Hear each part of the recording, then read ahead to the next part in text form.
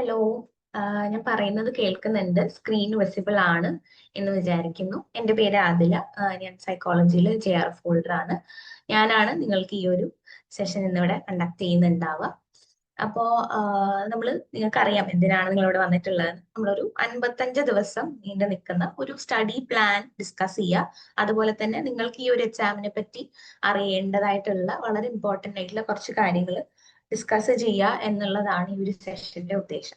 Okay, അപ്പം ഇത് start ചെയ്യുന്നതിന് മുൻപായിട്ട് നിങ്ങൾ എല്ലാവരും ഒരു ബാക്ക്ഗ്രൗണ്ട്, അതായത് നിങ്ങൾ എക്സാമിന് വേണ്ടി പ്രിപ്പയർ ചെയ്യുന്ന ആളുകളാണോ, പ്രിപ്പയർ ചെയ്യാൻ ആഗ്രഹിക്കുന്ന ആളുകളാണോ, എന്താണ് നിങ്ങളുടെയൊക്കെ ഒരു സ്റ്റാറ്റസ് എന്നറിഞ്ഞാൽ കൊള്ളാമെന്നുണ്ട്. അപ്പൊ അത് നിങ്ങൾ എല്ലാവരും ഒന്ന് ചാറ്റ് ബോക്സിൽ മെൻഷൻ ചെയ്താൽ നല്ലതായിരിക്കും. ഓക്കെ.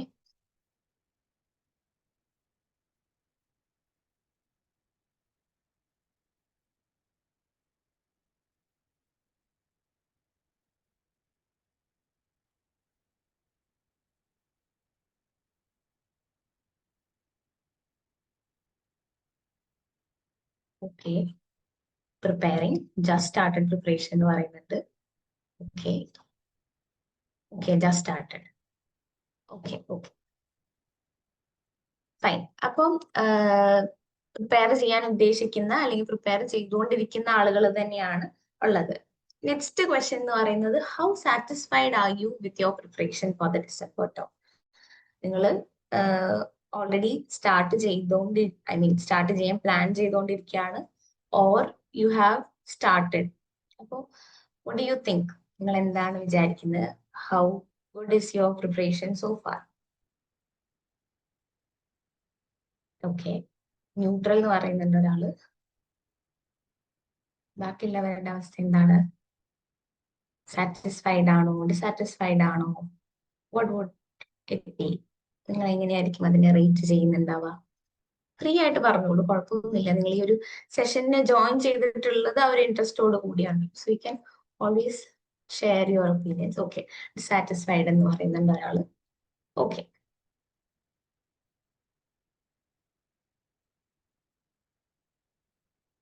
ഓക്കെ, ന്യൂട്രൽ ഡിസാറ്റിസ്ഫൈഡ് എന്ന് പറഞ്ഞു പോകുന്നുണ്ട്. ഫൈൻ. അപ്പോ നമുക്കിനിയുള്ളത്, നമ്മുടെ മുന്നിൽ എക്സാമിന് വേണ്ടിയിട്ട് ഉള്ളത് ഒരു 2 മാസത്തേക്കാൾ കുറവ് ദിവസങ്ങളാണ്. നമുക്ക് കൃത്യമായിട്ട് പറയുകയാണെങ്കിൽ ഒരു 58 ദിവസങ്ങൾ ഉണ്ട് എന്ന് പറയാൻ പറ്റും. അപ്പൊ ഈ 58 ദിവസത്തിൽ ഇനി എനിക്ക് എന്താ ചെയ്യാൻ പറ്റുക? കുറച്ച് ദിവസമല്ലേ ഉള്ളൂ, എനിക്ക് പിന്നെ ജൂൺ ടേമിൽ എഴുതാം എന്ന് പറഞ്ഞ് ഇരിക്കുന്നവരാണ് നിങ്ങളെങ്കിൽ, അല്ലെങ്കിൽ ഇതൊക്കെ കൂടി എങ്ങനെ തീർക്കും എന്നുള്ളൊരു കൺഫ്യൂഷനിൽ ഇരിക്കുകയാണെങ്കിൽ ഈ സെഷൻ കേൾക്കണം. അപ്പൊ എങ്ങനെ സ്റ്റാർട്ട് ചെയ്യണം, ആൻഡ് എത്ര ടൈം ഓരോ ഏരിയാസിനും കൊടുക്കണം, ഏത് ടോപ്പിക്സിന് കൂടുതൽ ഇമ്പോർട്ടൻസ് കൊടുക്കണം, അങ്ങനെ കൂടുതൽ ഇമ്പോർട്ടൻസ് കൊടുക്കേണ്ട ടോപ്പിക്സ് ഉണ്ടോ, അങ്ങനെയുള്ള കാര്യങ്ങളൊക്കെയാണ് നിങ്ങളോട് ഈ ഒരു സെഷനിൽ സംസാരിക്കാൻ പോകുന്നത്.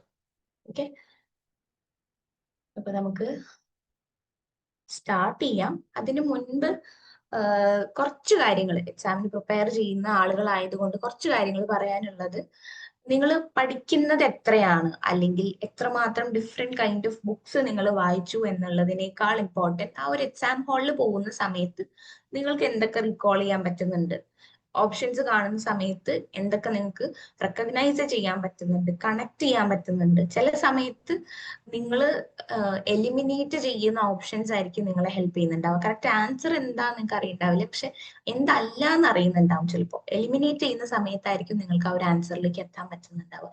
അപ്പൊ ഈ പറഞ്ഞ എല്ലാ ഫാക്ടേഴ്സും നിങ്ങളെ ആ ഒരു ടൈമിൽ ഹെൽപ്പ് ചെയ്യുന്നതാണ്. അപ്പൊ എത്ര ബുക്സ് വായിച്ചു പോവുക എന്നുള്ളതിനേക്കാൾ ഇമ്പോർട്ടൻറ്റ് ആ പഠിച്ച കാര്യം ആ ക്വസ്റ്റ്യനിലേക്ക് അപ്ലൈ ചെയ്യാൻ പറ്റുക എന്നുള്ളതാണ്. അപ്പോൾ അതിന് നിങ്ങൾ ചെയ്യേണ്ടത്, ഒരുപാട് ഡെപ്തിലേക്ക് പല കാര്യങ്ങൾ പഠിച്ചു പോകുന്നതിനേക്കാൾ ചില കാര്യങ്ങൾ എന്താ പറയാ, ലെങ്തിലാണ് ഇമ്പോർട്ടൻറ്റ്. അതായത് പല ഡിഫറെന്റ് ടൈപ്സ് ഓഫ് സാധനങ്ങൾ പഠിക്കുക, അതുപോലെ തന്നെ എക്സാം പോയിന്റ് ഓഫ് വ്യൂവിൽ ഏതൊക്കെയാണ് ഇമ്പോർട്ടൻ്റ് എന്ന് മനസ്സിലാക്കി റിപ്പീറ്റ് ചെയ്യുന്ന കോൺസെപ്റ്റ്സ് ഉണ്ടോ എന്ന് നോക്കി അത്തരത്തിലുള്ള കാര്യങ്ങൾ കുറച്ചും കൂടി ഇമ്പോർട്ടൻസ് കൊടുത്ത് നോട്ട്സ് പ്രിപ്പയർ ചെയ്ത് റിവിഷൻ നോട്ട്സ് ഒക്കെ സെറ്റ് ചെയ്ത് പോവുക എന്നുള്ളതാണ് ഇമ്പോർട്ടൻ്റ് ആയിട്ടുള്ള ഒരു കാര്യം. പിന്നെ ചെയ്യാനുള്ള ഒരു കാര്യം, നിങ്ങൾ ടോപ്പിക്സിനെ ഇന്റർകണക്ട് ചെയ്യുക എന്നുള്ളതാണ്.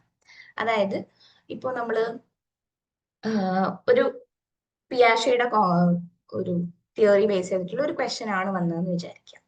അപ്പൊ അവിടെ നിങ്ങൾ ആ ഒരു ക്വസ്റ്റ്യൻ അല്ല പഠിക്കേണ്ടത്, നിങ്ങൾ ആ ഒരു കോൺസെപ്റ്റ് ആണ്.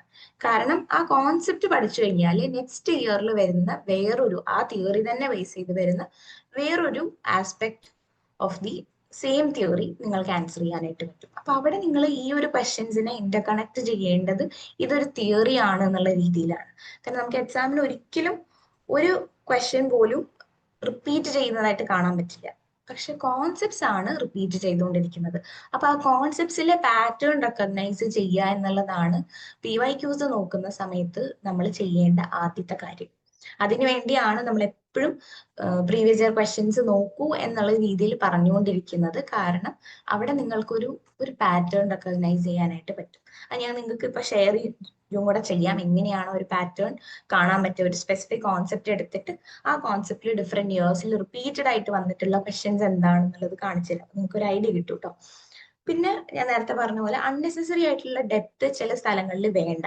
ഇപ്പൊ നമ്മൾ വളരെ ഇമ്പോർട്ടന്റ് ആയിട്ടുള്ള ടോപ്പിക്കുകളാണ് സോഷ്യൽ സൈക്കോളജി, അതുപോലെ തന്നെ ഡെവലപ്മെന്റ് സൈക്കോളജി, അങ്ങനെയുള്ള ടോപ്പിക്സ്. അതേസമയം വളരെ സർഫസ് ലെവലിൽ മാത്രം ജസ്റ്റ് ഇമ്പോർട്ടന്റ് ആയിട്ടുള്ള തിയറീസ് മാത്രം ചോദിക്കുന്ന ടൈപ്പ് ഓഫ് യൂണിറ്റ്സ് ആണ് മെമ്മറി, അറ്റൻഷൻ, പെർസെപ്ഷൻ, പേഴ്സണാലിറ്റി, ഇങ്ങനെയുള്ള ടോപ്പിക്. അപ്പൊ അവിടെ നമ്മൾ ഒരുപാട് ഡെപ്ത് അല്ല കൊടുക്കേണ്ടത്. ഡിഫറെന്റ് ഒരുപാട് കോൺസെപ്റ്റ്സ് കവർ ചെയ്യുക, അതെല്ലാം ജസ്റ്റ് അണ്ടർസ്റ്റാൻഡ് ചെയ്ത് വെക്കുക എന്നുള്ളതാണ് അവിടെ ഇമ്പോർട്ടന്റ് ആയിട്ടുള്ളത്. പിന്നെ നമുക്ക് ചെയ്യാൻ പറ്റുന്ന ഒരു കാര്യം എന്ന് പറയുന്നത്, ഉത്തരം അറിയില്ലെങ്കിൽ പോലും ആ 4 ഓപ്ഷൻസിൽ നിന്ന് നമുക്ക് ഏത് ശരി ഏത് തെറ്റെന്ന് ജസ്റ്റിഫൈ ചെയ്യാനുള്ള ഒരു സ്കില്ല് ഡെവലപ്പ് ചെയ്തെടുക്കണം. അതെങ്ങനെ ഡെവലപ്പ് ചെയ്യുന്നത്? ക്വസ്റ്റ്യൻസ് പ്രാക്ടീസ് ചെയ്തുകൊണ്ട്. ജസ്റ്റ് നമ്മൾ ഈ ഒരു നാളെ എക്സാം ആണെങ്കിൽ ഇന്ന് വരെ കുറെ ന്യൂ കോൺസെപ്റ്റ്സ് പഠിച്ചിരുന്നോണ്ട് ഒരു കാര്യമില്ല. നമ്മൾ ക്വസ്റ്റ്യൻസ് ആൻസർ ചെയ്യുമ്പോഴാണ് ആ പഠിച്ചിട്ടുള്ള കാര്യങ്ങൾ എങ്ങനെ ഒരു നാക്കോടെ ചെയ്തെടുക്കാം എന്നുള്ളത് മനസ്സിലാവും. സോ ഇമ്പോർട്ടന്റ് ആയിട്ടുള്ള ഒരു കാര്യം എന്ന് പറയുന്നത് ക്വസ്റ്റ്യൻസ് പ്രാക്ടീസ് ചെയ്യുക എന്നുള്ളത് തന്നെയാണ്. അവിടെ നമുക്ക് ഒരുപാട് കാര്യങ്ങൾ മനസ്സിലാവും. അറിയാത്ത ക്വസ്റ്റ്യൻസ് ആണെങ്കിൽ പോലും നമ്മൾ എങ്ങനെയാണ് ആ ആൻസറിലേക്ക് എത്തുന്നത് എന്നുള്ളത് വളരെ ഇൻട്രസ്റ്റിംഗ് ആയിട്ടുള്ള ഒരു കാര്യമാണ്. ഓക്കെ, അപ്പൊ ഞാൻ പറഞ്ഞ പോലെ എന്തുകൊണ്ടാണ് PYQs മാറ്റർ ചെയ്യുന്നത്? ഒരു എക്സാമിന്റെ ഒരു ബ്ലൂ പ്രിന്റ് ആണ് PYQ എന്ന് പറയുന്നത്. എന്തൊക്കെ കാര്യങ്ങൾ എവിടെ നിന്നൊക്കെ വന്നിട്ടുണ്ട് എന്നുള്ള പറ്റി കംപ്ലീറ്റ് അണ്ടർസ്റ്റാൻഡിങ് തരുന്നത് നമ്മുടെ പ്രീവിയസ് ഇയർ ക്വസ്റ്റ്യൻസ് ആണ്. നമ്മൾ ചിലപ്പോൾ സിലബസിൽ നിന്ന് വായിച്ചു പോകുന്നതിനേക്കാൾ എക്സ്ട്രാ കാര്യങ്ങൾ നമുക്ക് പ്രീവിയസ് ഇയർ ക്വസ്റ്റ്യൻസ് നിന്ന് കിട്ടും. നമ്മുടെ സിലബസ് എന്ന് പറയുന്നത് സൈക്കോളജിന്റെ നോക്കുകയാണെങ്കിൽ അത്ര അപ്ഡേറ്റഡ് അല്ല. അതായത് ചില കാര്യങ്ങൾ പുതിയതായിട്ട് എക്സ്ട്രാ ആയിട്ടുള്ള തിയറീസ്, കോൺസെപ്റ്റ്സ് ഒക്കെ എക്സാമിന് വരാറുണ്ട്. പക്ഷെ സിലബസ് നോക്കുകയാണെങ്കിൽ ഭയങ്കര ഒരു വേഗ് ആയിട്ടാണ് കൊടുത്തിരിക്കുന്നത്, അല്ലെങ്കിൽ ഒട്ടുമേ മെൻഷൻ ചെയ്യാത്തതായിട്ടും കാണാൻ പറ്റും. അപ്പൊ ഇതെല്ലാം നമ്മൾ ജസ്റ്റ് ഈ ഒരു സിലബസ് നോക്കി പോയിട്ടുണ്ടെങ്കിൽ പണി കിട്ടും, എക്സാമിന് അത് വരും. അപ്പൊ അത് മനസ്സിലാവണമെങ്കിൽ ഡെഫിനറ്റ്ലി നമ്മൾ ഏറ്റവും റീസെന്റ് ആയിട്ടുള്ള 4-5 ഇയേഴ്സിലെ ക്വസ്റ്റ്യൻ പേപ്പേഴ്സ് നോക്കുക തന്നെ വേണം. അപ്പോൾ ഈ ഒരു ക്വസ്റ്റ്യൻ പേപ്പറിലാണ് ഞാൻ ഈ പറഞ്ഞ പോലെ 60 മുതൽ 70% വരെ questions directly or indirectly repeat ചെയ്യുന്നത്. ഇൻഡയറക്ട്ലി എന്ന് പറയുന്ന സമയത്ത് ഞാൻ നേരത്തെ പറഞ്ഞ പോലെ ആ ഒരു സെയിം തിയറി ആയിരിക്കും, സെയിം കോൺസെപ്റ്റ് ആയിരിക്കും, പക്ഷെ അതിന്റെ വേറൊരു ആസ്പെക്ട് ആയിരിക്കും, അല്ലെങ്കിൽ വേറൊരു ആപ്ലിക്കേഷൻ ലെവൽ ഓഫ് ക്വസ്റ്റ്യൻ ആയിരിക്കും ചോദിച്ചിട്ടുണ്ടാവുക. ബാക്കി വരുന്ന ഒരു 30% താഴെ മാത്രമാണ് കംപ്ലീറ്റ്ലി ന്യൂ ആയിട്ടുള്ള, ഇതുവരെ നമ്മൾ എവിടെയും കാണാത്ത രീതിയിലുള്ള കാര്യങ്ങൾ വരുന്നത്. അപ്പൊ ആ 70% വരെ നമ്മുടെ ഒരു സ്മാർട്ട് വർക്ക് കൊണ്ട് നമുക്ക് സ്കോർ ചെയ്യാൻ പറ്റുന്ന കാര്യമാണ്. ആ സ്മാർട്ട് വർക്ക് എങ്ങനെ ചെയ്യാന്നുള്ളതാണ് നമ്മൾ ഈ ഒരു സെഷനിൽ ഡിസ്കസ് ചെയ്യാൻ പോകുന്നത്. അപ്പോൾ ഈ പറഞ്ഞ പോലെ നമ്മൾ ആ പ്രീവിയസ് ഇയർ ക്വസ്റ്റ്യൻസ് നോക്കുന്ന സമയത്ത് റെക്കറിങ് ആയിട്ടും, അതായത് റിപ്പീറ്റ് ചെയ്യുന്ന കോൺസെപ്റ്റ്സ് നമുക്ക് ഐഡന്റിഫൈ ചെയ്യാൻ പറ്റും. ആ ടോപ്പിക്കുകൾ നമ്മൾ വായിക്കുക, ഏതൊക്കെയാണ് അത്, ഏതൊക്കെ യൂണിറ്റുകളിൽ നിന്നാണ് വരുന്നത് എന്നുള്ളത് മനസ്സിലാക്കി അതിന്റെ എന്തൊക്കെ ഡിഫറെന്റ് ആസ്പെക്ട്സിൽ ക്വസ്റ്റ്യൻസ് വന്നിട്ടുണ്ട് എന്ന് മനസ്സിലാക്കുക. ആൻഡ് അത് എല്ലാം കവർ ചെയ്യുന്ന രീതിയിൽ ആ കോൺസെപ്റ്റ് നമ്മൾ പഠിക്കുക എന്നുള്ളതാണ്. പിന്നെ 3 ടൈപ്പ് ഓഫ് ക്വസ്റ്റ്യൻസ് ആണ് നമുക്ക് ഉണ്ടാവുക. ഈസി ഉണ്ടാവും, ഒരു ആവറേജ് ലെവൽ ഉണ്ടാവും, വെരി ഡിഫിക്കൽട്ട് ലെവൽ ക്വസ്റ്റ്യൻസ് ഉണ്ടാവും. ആ ഈസി ടു സ്കോർ ക്വസ്റ്റ്യൻസ് നമ്മൾ എന്തായാലും സ്കോർ ചെയ്യണം. ആവറേജ് ചിലപ്പോൾ കുറച്ചൊക്കെ നമുക്ക് ചെയ്യാൻ പറ്റും, ആൻഡ് ഡിഫിക്കൽട്ട് ടു പറഞ്ഞ പോലെ ചിലപ്പോൾ നമുക്ക് സ്കോർ ചെയ്യാൻ പറ്റും. പക്ഷെ ആ ഈസി ടു സ്കോർ ക്വസ്റ്റ്യൻസ് എല്ലാവരും സ്കോർ ചെയ്യുന്നതാണ്. സോ നമ്മളും അത് സ്കോർ ചെയ്യുന്നു എന്നുള്ളത് ഇമ്പോർട്ടന്റ് ആണ്. അപ്പൊ നമ്മൾ അത്തരത്തിൽ ഈസി ആയിട്ട് സ്കോർ ചെയ്യാൻ പറ്റുന്ന ടോപ്പിക്സ് ഏതാണെന്ന് ഐഡന്റിഫൈ ചെയ്യുക. ഡയറക്റ്റ് ലെവൽ ഓഫ് ക്വസ്റ്റ്യൻസ് വരുന്ന അത്തരം ടോപ്പിക്സ് നന്നായിട്ട് പഠിക്കുക എന്നുള്ളതാണ്. അപ്പോൾ എങ്ങനെ PYQs പ്രാക്ടീസ് ചെയ്യാം എന്നുള്ളതാണ്. അപ്പോൾ നമ്മൾ ജസ്റ്റ് PYQs നോക്കി പോയാൽ മാത്രം പോരാ, ജസ്റ്റ് ഇമ്പോർട്ടന്റ് ആയിട്ടുള്ള കോൺസെപ്റ്റ്സ് മാർക്ക് ചെയ്താൽ മാത്രം പോരാ. എങ്ങനെയാണ് ആ ഒരു കറക്റ്റ് ഓപ്ഷനിലേക്ക് എത്തിയിട്ടുള്ളത്, എന്താണ് അവരെ അവിടെ യൂസ് ചെയ്യുന്ന ലോജിക് എന്നുള്ളത് അണ്ടർസ്റ്റാൻഡ് ചെയ്താൽ മാത്രമാണ് നമുക്ക് ഈ ഒരു എക്സാമിന് കറക്റ്റ് ആൻസറിലേക്ക് എത്താൻ പറ്റുള്ളൂ. ചില സമയത്ത് നമുക്ക് 2 ഓപ്ഷൻസ് കറക്റ്റ് ആയി തോന്നിയേക്കാം, പക്ഷെ അവിടെ നമ്മളെ ഒരു നാക്ക് അനുസരിച്ച് നമ്മൾ അവിടെ ആ ഫൈനൽ ഡിസിഷനിലേക്ക് എത്തുക എന്നുള്ളത് ഇമ്പോർട്ടന്റ് ആണ്. അവിടെ അഗെയിൻ അവരുടെ ലോജിക്കിൽ എങ്ങനെയായിരിക്കും എന്ന് ചിന്തിക്കാൻ പറ്റണമെങ്കിൽ അവരുടെ ആൻസർ കീ എങ്ങനെയാണ് നമുക്ക് അറിയണം. ആ ആൻസർ കീ എങ്ങനെയാണെന്ന് അറിയുന്നുണ്ടെങ്കിൽ നമ്മൾ ക്വസ്റ്റ്യൻസ് ഇതേപോലെ ചെയ്തിട്ടുണ്ടാവും. അപ്പോൾ ബാക്കിയുള്ള ഓപ്ഷൻസ് എന്തുകൊണ്ട് റോങ് ആയി എന്നുള്ളതെങ്കിലും നമുക്ക് അറിയാൻ പറ്റും. ഏതാണ് കറക്റ്റ് ആയിട്ടുള്ള ആൻസർ എന്ന് അറിഞ്ഞില്ലെങ്കിലും ബാക്കിയുള്ളത് കറക്റ്റ് ആവാൻ സാധ്യതയില്ല എന്നുള്ള ഒരു അണ്ടർസ്റ്റാൻഡിങ്ങിലെങ്കിലും എത്തിയിട്ടുണ്ടെങ്കിൽ നമുക്ക് എങ്ങനെയെങ്കിലും ഒരു ആൻസറിലേക്ക് പോകാനായിട്ട് പറ്റും. പിന്നെ നമ്മൾ ഈ പറഞ്ഞ പോലെ ഒരു തീം ഐഡന്റിഫൈ ചെയ്യുക, എങ്ങനെയാണ് ടോപ്പിക്സ് ഓവർലാപ്പ് വരുന്നത്, എന്തൊക്കെ ഒരു കോമൺ തീമിലാണ് ക്വസ്റ്റ്യൻസ് വരുന്നത്, ആൻഡ് നമ്മൾ ഡെയിലി അല്ലെങ്കിൽ അറ്റ്ലീസ്റ്റ് വീക്ക്ലി വൺസ് എങ്കിലും കുറച്ച് സെറ്റ് ഓഫ് ക്വസ്റ്റ്യൻസ് പ്രാക്ടീസ് ചെയ്യുക. ഇത് ജസ്റ്റ് പഠിക്കാൻ വേണ്ടി മാത്രമല്ല, നമ്മുടെ ടൈം മാനേജ്മെന്റിനും നമ്മൾ എങ്ങനെ ക്വസ്റ്റ്യൻസിനെ നോക്കുന്നു വായിക്കുന്നു എന്നുള്ളതിനെല്ലാം ഇമ്പോർട്ടൻ്റ് ആണ്. ചില സമയത്ത് ഒരു നോട്ടുള്ള ഒരു ക്വസ്റ്റ്യൻ ആയിരിക്കും, പക്ഷെ ആ നോട്ട് നമ്മൾ ചിലപ്പോൾ ശ്രദ്ധിക്കാതെ പോയിട്ട് ആൻസർ ചെയ്യുന്ന സമയത്ത് തെറ്റും. അപ്പൊ അതെല്ലാം ശ്രദ്ധിക്കാൻ വേണ്ടി നമുക്ക് ആ ഇത്തരത്തിലുള്ള മിസ്റ്റേക്സ് ഒക്കെ എനിക്ക് പറ്റുമെന്ന് അറിയുന്നത് നമ്മൾ എക്സാം ഹാളിൽ പോയിട്ടാവരുത്. ഇവിടെ നിന്നേ നമുക്ക് ആ കാര്യങ്ങൾ മനസ്സിലാവണം എന്നുണ്ടെങ്കിൽ ഇതൊക്കെ നമ്മൾ ആദ്യം ചെയ്യണം. പിന്നെ ചിലർക്ക് ഉള്ളൊരു ബുദ്ധിമുട്ടാണ് എവിടെ നിന്ന് സ്റ്റാർട്ട് ചെയ്യണം എന്നറിയില്ല. അതായത് പേപ്പർ 1 ആദ്യം ആൻസർ ചെയ്യണോ പേപ്പർ 2 ചെയ്യണോ എന്നുള്ളത്. അപ്പൊ നമ്മൾ പൊതുവേ പറയാനുള്ളത് പേപ്പർ 2 വെച്ച് സ്റ്റാർട്ട് ചെയ്യുക. 100 ക്വസ്റ്റ്യൻസ് ആണുള്ളത്, പേപ്പർ 2 വെച്ച് സ്റ്റാർട്ട് ചെയ്യുക. ബിക്കോസ് നമ്മുടെ സബ്ജക്ട് എന്ന് പറയുന്നത് അങ്ങനെ ഒരുപാട് സോൾവ് ചെയ്യാനുള്ള ടൈപ്പ് ക്വസ്റ്റ്യൻസ് അല്ല. ജസ്റ്റ് വായിക്കുക, അതിന് ആൻസർ ചെയ്യുക എന്നുള്ളതാണ് മെജോറിറ്റി ക്വസ്റ്റ്യൻസും വരുന്നത്. അപ്പോൾ ആ ലെവലിൽ ആൻസർ ചെയ്യാൻ പറ്റുന്ന ക്വസ്റ്റ്യൻസ് ആദ്യം ആൻസർ ചെയ്യാം. ഒരു 100 ക്വസ്റ്റ്യൻസിൽ എത്രയാണോ, മേ ബി ഒരു 40 ക്വസ്റ്റ്യൻസ് ആയിരിക്കും നമുക്ക് അങ്ങനെ ഒറ്റ സ്ട്രെയിറ്റ് അവേ വായിച്ചിട്ട് ആൻസർ ചെയ്യാൻ പറ്റും. അത് വായിച്ചിട്ട് ആൻസർ ചെയ്യാം. എന്നിട്ട് പേപ്പർ 1ലും പോയിട്ട് ഇതേപോലെ സ്ട്രെയിറ്റ് അവേ ആൻസർ ചെയ്യാൻ പറ്റുന്ന ക്വസ്റ്റ്യൻസ് ആൻസർ ചെയ്യുക. എന്നിട്ട് റീവിസിറ്റ് ചെയ്ത് ഡിഫിക്കൽട്ട് ആയിട്ടുള്ള ക്വസ്റ്റ്യൻസ് ആൻസർ ചെയ്യുക. ഏറ്റവും അവസാനം ഡേറ്റ ഇന്റർപ്രിട്ടേഷൻ പോലെയുള്ള ക്വസ്റ്റ്യൻസിലേക്ക് ഇരിക്കുക. കാരണം ചിലപ്പോൾ നമ്മളൊരു ഹാഫ് ആൻ അവർ ആയിരിക്കും അതിലേക്ക് ഇരിക്കുന്നുണ്ടാവുക, പക്ഷെ ഇത് ഒരുപാട് നേരം ആലോചിച്ചിട്ട് ആ ഒരു ഹാഫ് ആൻ അവർ നമ്മുടെ ബാക്കിയുള്ള ക്വസ്റ്റ്യൻസിനെയൊക്കെ കോസ്റ്റ് ചെയ്തേക്കാം. അപ്പൊ അത് ലാസ്റ്റിലേക്ക് വെച്ചിട്ടുണ്ടെങ്കിൽ ചിലപ്പോൾ ലാസ്റ്റുള്ള ഒരു 15 മിനിറ്റ് നമുക്ക് അതിന് കിട്ടുന്നുണ്ടാവുള്ളൂ, പക്ഷെ ആ ടൈം ഇനഫ് ആയില്ലെങ്കിൽ ബാക്കിയുള്ള ക്വസ്റ്റ്യൻസ് അവിടെ സേഫ് ആയിരിക്കും. അത് നമ്മൾ കറക്റ്റ് ആയിട്ട് സമാധാനത്തോടെ ഇരുന്ന് ആൻസർ ചെയ്തിട്ടുണ്ടാവും. അപ്പോൾ അത്തരത്തില് ടൈമിനെ എങ്ങനെ, ഇതിപ്പോ ഞാൻ പറഞ്ഞത് എൻ്റെ ഒരു പേഴ്സണൽ സ്ട്രാറ്റജിയാണ്. നിങ്ങൾക്ക് ചെയ്യുമ്പോൾ വേറൊരു സ്ട്രാറ്റജി ഫീൽ ചെയ്തേക്കാം. അത് നിങ്ങൾക്ക് അഡോപ്റ്റ് ചെയ്യണം എന്നുണ്ടെങ്കിൽ ഈ പ്ലാനിങ് ആദ്യം നടക്കണം. അതിനെന്ത് ചെയ്യണം, ആദ്യം PYQs ചെയ്യണം. കംപ്ലീറ്റ് ആയിട്ടുള്ളത് 50+100 3 മണിക്കൂർ വരുന്ന ഒരു എക്സാം തന്നെ നിങ്ങൾ അറ്റൻഡ് ചെയ്താൽ മാത്രമാണ് ഇത്തരത്തിലുള്ള ഒരുപാട് കാര്യങ്ങൾ നിങ്ങൾക്ക് മനസ്സിലാവും. ഒറ്റ സ്ട്രെച്ചിൽ ഇരിക്കുമ്പോൾ നിങ്ങൾ എന്തുമാത്രം ടയേർഡ് ആവുന്നുണ്ട്, ആ ടയർഡ്നെസ്സിൽ തന്നെ നിങ്ങൾ ബാക്കിയുള്ള ക്വസ്റ്റ്യൻസ് അറ്റൻഡ് ചെയ്യണം. അതൊക്കെ ഇമ്പോർട്ടന്റ് ആണ്. അതൊക്കെ വലിയ ഫാക്ടേഴ്സ് ആണ് ഈ ഒരു എക്സാമിന്. ഓക്കെ, ഇനി നമ്മൾ നോക്കാൻ പോകുന്നത് ഞാൻ നേരത്തെ പറഞ്ഞിട്ടുള്ള ചില കോൺസെപ്റ്റ്സ് സെലക്ട് ചെയ്തിട്ട് എങ്ങനെയാണ് ആ ഒരു കോൺസെപ്റ്റ് തന്നെ പല ഇയേഴ്സിലായിട്ട് റിപ്പീറ്റ് ചെയ്ത് വരുന്നത് എന്ന് നോക്കാമെന്ന് പറഞ്ഞിരുന്നല്ലോ. അതാണ് നമ്മൾ ഇനി നോക്കാൻ പോകുന്നത്. അപ്പൊ ഇവിടെ നമ്മൾ ചൂസ് ചെയ്യുന്ന ഒരു ടോപ്പിക് എന്ന് പറയുന്നത് ഗ്രൂപ്പ് ഡെവലപ്മെന്റിന്റെ സ്റ്റേജസ് ആണ്. അപ്പൊ ആ ഒരു കോൺസെപ്റ്റ് എടുക്കുകയാണെങ്കിൽ അവിടെ ഓരോ ഇയേഴ്സിൽ എങ്ങനെയാണ് ക്വസ്റ്റ്യൻ വന്നിരിക്കുന്നത് ജസ്റ്റ് നോക്കാം. ആൻസേഴ്സ് ഒന്നും നോക്കുന്നില്ല, ജസ്റ്റ് ക്വസ്റ്റ്യൻ മാത്രം നിങ്ങൾ നോക്കിക്കോളൂ. ഓക്കെ, അപ്പൊ ഇത് നമ്മുടെ ലേറ്റസ്റ്റ് എക്സാമിൽ വന്നിട്ടുള്ള ക്വസ്റ്റ്യൻ ആണ്, ജൂൺ 2025. ഇവിടെ ക്വസ്റ്റ്യൻ എന്ന് പറയുന്നത് arrange the stages of group development as suggested by Tuckman. അങ്ങനെ ഓരോ സ്റ്റേജസ് കൊടുത്തിട്ടുണ്ട്, അതിനെ നമ്മൾ അറേഞ്ച് ചെയ്യാം. ഇതാണ് ക്വസ്റ്റ്യൻ. ഇനി ഈ ക്വസ്റ്റ്യൻ നമ്മൾ എക്സ്പെക്ട് ചെയ്യും if we have solve the previous year questions. കാരണം ഇത് ഡിസംബർ 2024 വന്നിട്ടുണ്ട്, സെയിം ക്വസ്റ്റ്യൻ ആണ്. മേ ബി അതിന്റെ സ്റ്റേറ്റ്മെന്റ് ഫ്രെയിമിങ്ങിൽ എന്തെങ്കിലും ഡിഫറൻസ് ഉണ്ടാവും, പക്ഷെ ചോദിച്ചിരിക്കുന്നത് സെയിം കാര്യമാണ്. ഈവൻ ഡിഫറെന്റ് ആസ്പെക്ട് പോലുമില്ല, സെയിം കാര്യം, എക്സാക്ട്ലി സെയിം കാര്യമാണ്. അതിനെ ഓർഡറിൽ അറേഞ്ച് ചെയ്യുക. ഗ്രൂപ്പ് ഡെവലപ്മെന്റിന്റെ സ്റ്റേജസ് ആണ്. ഇനി ഇതേ ക്വസ്റ്റ്യൻ നിങ്ങൾക്ക് ഡിസംബർ 2023 കാണാൻ പറ്റും. Arrange the stages of group development as suggested by Tuckman. Same question ആണെങ്കിൽ നോ ഡിഫറൻസ്. ഇത് തന്നെ നിങ്ങൾക്ക് ഡിസംബർ 2022 കാണാൻ പറ്റും.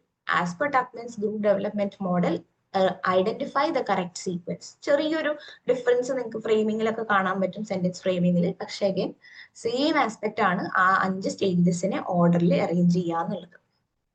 ഓക്കെ, അപ്പൊ ഇങ്ങനെയാണ് ആ ഒരു കോൺസെപ്റ്റിനെ നമുക്കിപ്പോ കണ്ടിട്ടുള്ളത് 1, 2, 3, 4 4 കൊല്ലങ്ങളിലായിട്ട് റിപ്പീറ്റ് ചെയ്ത് വന്നിരിക്കുന്ന ആ ഒരു ക്വസ്റ്റ്യനെയാണ്. ഇനി നമുക്ക് വേറൊരു കോൺസെപ്റ്റ് നോക്കാം, അല്ലെങ്കിൽ വേറൊരു ടോപ്പിക് നോക്കാം. ഇത് സൈക്കോളജിക്കൽ ടെസ്റ്റിംഗിൽ നിന്നുള്ള ക്വസ്റ്റ്യൻ ആണ്. ഇവിടെ ഒരു ടൂൾ ഡെവലപ്മെന്റിന്റെ സ്റ്റേജസ് സീക്വൻഷ്യലി അറേഞ്ച് ചെയ്യാൻ വേണ്ടിയിട്ടാണ് ക്വസ്റ്റ്യൻ. അപ്പോൾ ഇവിടെ ഡയറക്ട്ലി സെയിം ആണ് റിപ്പീറ്റ് ചെയ്തതെന്ന് പറയാൻ പറ്റില്ല. പക്ഷെ നമ്മൾ ടിപ്പിക്കലി ഒരു ടൂൾ ഡെവലപ്മെന്റ് എങ്ങനെയാണ് നടക്കുന്നത്, ഐറ്റം റൈറ്റിംഗ് മുതൽ തുടങ്ങുന്ന ഒരു ടൂൾ ഡെവലപ്മെന്റ് എങ്ങനെയാണെന്ന് അതിന്റെ കംപ്ലീറ്റ് സ്റ്റേജസ് ഇവിടെ വരുന്നില്ല. അതിന്റെ കംപ്ലീറ്റ് സ്റ്റേജസ് നമ്മൾ പഠിച്ചിട്ട് ഈ ഒരു ക്വസ്റ്റ്യൻ ആൻസർ ചെയ്യുകയാണെങ്കിൽ ഇതിന്റെ മുൻപ് വന്നിട്ടുള്ള ഇയേഴ്സിലെ എല്ലാ ക്വസ്റ്റ്യൻസും നമുക്ക് ആൻസർ ചെയ്യാൻ പറ്റും. കാരണം ഇതിൽ വന്നിരിക്കുന്ന എല്ലാ സ്റ്റേജസും ആയിരിക്കില്ല അതിൽ വന്നിരിക്കുന്നത്. മേ ബി ഒരു ഡിഫറെന്റ് സ്റ്റേജ് ആയിരിക്കും, റിലയബിലിറ്റി ഉണ്ടാവും, ചിലപ്പോൾ വാലിഡിറ്റി ഉണ്ടാവും, അങ്ങനെ ചില സ്റ്റേജസ് എക്സ്ട്രാ ആയിട്ട് വന്നിട്ടുണ്ടാവും. പക്ഷെ ഈ ഒരു കോൺസെപ്റ്റ് നമ്മൾ പഠിച്ചിട്ടുണ്ടെങ്കിൽ ഈ ക്വസ്റ്റ്യൻ നമുക്ക് ആൻസർ ചെയ്യാനായിട്ട് പറ്റും. അപ്പൊ ഇവിടെ വന്നിരിക്കുന്നത് ഇങ്ങനെയാണ്: arrange the following steps he must have accomplished sequentially. Computing Cronbach alpha ഉണ്ട്, എസ്റ്റാബ്ലിഷിംഗ് പെർസെന്റൈൽ നോം ഉണ്ട്, item discrimination, exploratory factor analysis and item writing. ഇത്രയും കാര്യങ്ങളാണ് നമ്മൾ ഓർഡറിൽ അറേഞ്ച് ചെയ്യുന്നത്. ഇത് ഡിസംബർ 2024 ക്വസ്റ്റ്യൻ ആണ്.